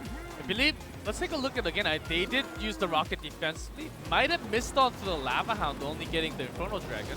Yes, Yeah, it did miss onto the Lava Hound. Poor positioning there. And that's what allowed op.ggsk the window to finish off this game so quickly. Getting some extra value from locking down that Infernal Dragon slightly longer. And their use of the Tombstone was just brilliant every single time. Really good defensive tool, just to pull things into the middle. We are jumping right into the interview with the winner. 네, 오늘의 From 마지막 세 op.ggsk. 번째 매치 op.ggsk와 샌드박스의 경기 함께 하셨는데요. 오늘 두 번의 경기를 모두 승리로 장식하며 3연승을 하신 op.ggsk. And with the 3 wins 기뻐하고 in 있는 a row, op.ggsk 진TV 선수와 인터뷰 going 한번 to have an interview with Jin TV. 안녕하세요. 네, 안녕하세요. 네, Hello. 오늘의 마지막 매치였어요. 승리 소감 한 말씀 The final 해주세요. match, how do you feel about your team's win? 팀전전에서 저희가 준비한 것을 다 보여주지 못해서 너무 아쉬웠는데. Thinking 2v2, I don't think we got to show everything that we have prepared. 보여드려서 좋은 결과를 거둬서 너무 기쁩니다. But 네, still 개인적으로 with 궁금한 that, 게 we were 있는데 able to 배틀램 bring 카드를 back 두 the 번이나 game, 밴을 하셨더라고요. win against it, so it 이유가 feels pretty 있을까요? good. You banned the battle ram. What was the reason 상대가 behind it? 선충사 카드를 꺼내도 제가 까다롭지 않게 쉽게 막을 수 있을 것 같기도 하고. I think even with the Three 그리고 Musketeers, 제가 I 준비한 think 덱이 without the battle ram, I think it's very 배틀램을 possible 좀 to actually 상대가 go in. 사용을 안 하면은 좀 더 이제 상성을 유리하게 가져갈 수 있지 않을까 생각하기도 해서 그래서 밴을 하게 I just 되었습니다. thought without the battle ram, it's very 아, possible 그리고 for me to op.ggsk는 have better 샌드박스 cards 팀과 that 개인적으로 with the deck 친하다고 that I had. 들었어요. It was very 오늘 suitable 경기를 for me to 앞두고 ban 어떤 that 대화를 card. 나누셨는지 궁금합니다. 아, There were lots of 서로 timeouts. 조금 살살 What were you 해달라고 guys 그렇게 장난도 치면서 그렇게 saying in the 유쾌하게 middle? 경기장에 같이 들어오게 되었습니다. Even before we 네, were 오늘 just 세 번의 having 경기 모두 some 1세트 chit 1대1 chat with the 경기에 opponent, 참여하셨던데 saying that, 혹시 oh, go 팀적으로 easy on us today. 어떤 전략이 있으신가요? 네, 우선은 다른 팀원들이 제가 1대1 경기에서 좋은 성적을 거둘 수 있도록 많이 연습을 Yeah, my teammates 도와주었고요. helped me a lot 그리고 for 저 me to 말고 have 이제 다른 great 팀원들이 2대2에서 너무 많은 performance 좋은 in 모습을 1v1. 보여주어서 저도 팀원들이 2대1을 나가면은 꼭 이길 수 있겠다는 믿음이 있어서 저희가 그 And I had the trust when 네, my 정말 teammates 멋진 go out for 팀원이신 것 2v2 같습니다. that they will actually bring a win 마지막으로 for the team. 일본에서의 경기를 앞두고 So we have a lot 계시잖아요. of trust 소감 between 한 each other. 말씀과 견제되는 팀 Do you have any other teams in the regions? In the other regions? 저희가 준비만 That 열심히 you 해서 think is powerful? 준비한 모습을 다 보여드릴 수만 I 있다면은 think if we 일본이든 prepare 세계 well 어느 나라 and 팀이든 all we have to 다 do 이길 자신 있다고 is 생각하고 prepare well 있고요. and 그리고 일본전에서도 try to 이렇게 show against what 한국전처럼 we have. 좋은 모습을 많이 보여드릴 수 And also 있도록 we will 최선을 try as 다하겠습니다. our best 네, to 인터뷰 감사합니다. do just 감사합니다. as well 네, as 이렇게 today. 해서 against OPGG가 Japanese teams 또다시 next week. 승리를 거머쥐었다는 소식 알려드리면서 저는 이만 물러갈게요. 우주 라이크 지금까지 And 우주소녀 루다였습니다. That was it from Luda from Cosmic Girls. She's actually a pretty popular girl group. Would you say they were popular? I honestly never Cosmic heard Girls. of them. Cosmic Girls. They've been out in OGN for a while. I never heard of them until this week, but I'm not a big K-pop listener. But today's results, op.ggskeleton take the win, lost to King Zone Dragon X. Zone Dragon X once again beats OGN Entus, giving them 2 wins today. Back to back. And op.ggskeleton do take out Sandbox to finish up today's matches. Yeah, pretty convincing. I think after the first round robin in the region, you're getting to see which teams are coming on top, which individual players are playing better, what kind of 2v2 strategies we're seeing. I think we're seeing some patterns here, especially in Korea. And we're about to see Japan again tomorrow. But here's the updated standings. Brent Esports and King Zone Dragon X currently sharing that #1 spot. Game Width looked so dominant last week. I'm expecting them to also join in that top one, the 3 wins, 0 losses. Teams with strong 2v2 seems to be coming on top. Doesn't matter with the individual player, of course. 2v2 matters so much in Clash Royale League Asia here as Sandbox drops down to tied up 11th with 0-3 after having another loss today with AHQ Esports Club. And we'll be having some results from Japan as well tomorrow. Simon and Joel casting it at the same time, of course. That's it. Next matchup, 7 p.m. Yes. 7 p.m. Not the same time as today. 7 p.m. tomorrow. I'll be back with Joel for the Japan division, where we're going to have Ponos Esports versus Detonation Gaming, Game With versus Detonation Gaming, and then Ponos Sports versus Fav Gaming. Seriously, you need to tune in tomorrow and watch Game With. Yeah, I heard the news from Joe, and he was pretty impressive by Phenomenal. Game With and Fab also. Very strong team. Fab were really good, but Game With Show, I'll be I don't tuning in know. for sure. Everyone better be tuning in to tomorrow. Seems like also Southeast Asian players were also saying Japan seems to be the dominant region. They seem very strong. And seems like we are about to close as we had some great matches tonight from Korea. Starting from, we have the last day Japan tomorrow. Starting from next week, we'll have the conference division between the regions. So keep tuning in to Clash Royale League Asia, and we will be back at 7 p.m. KST tomorrow.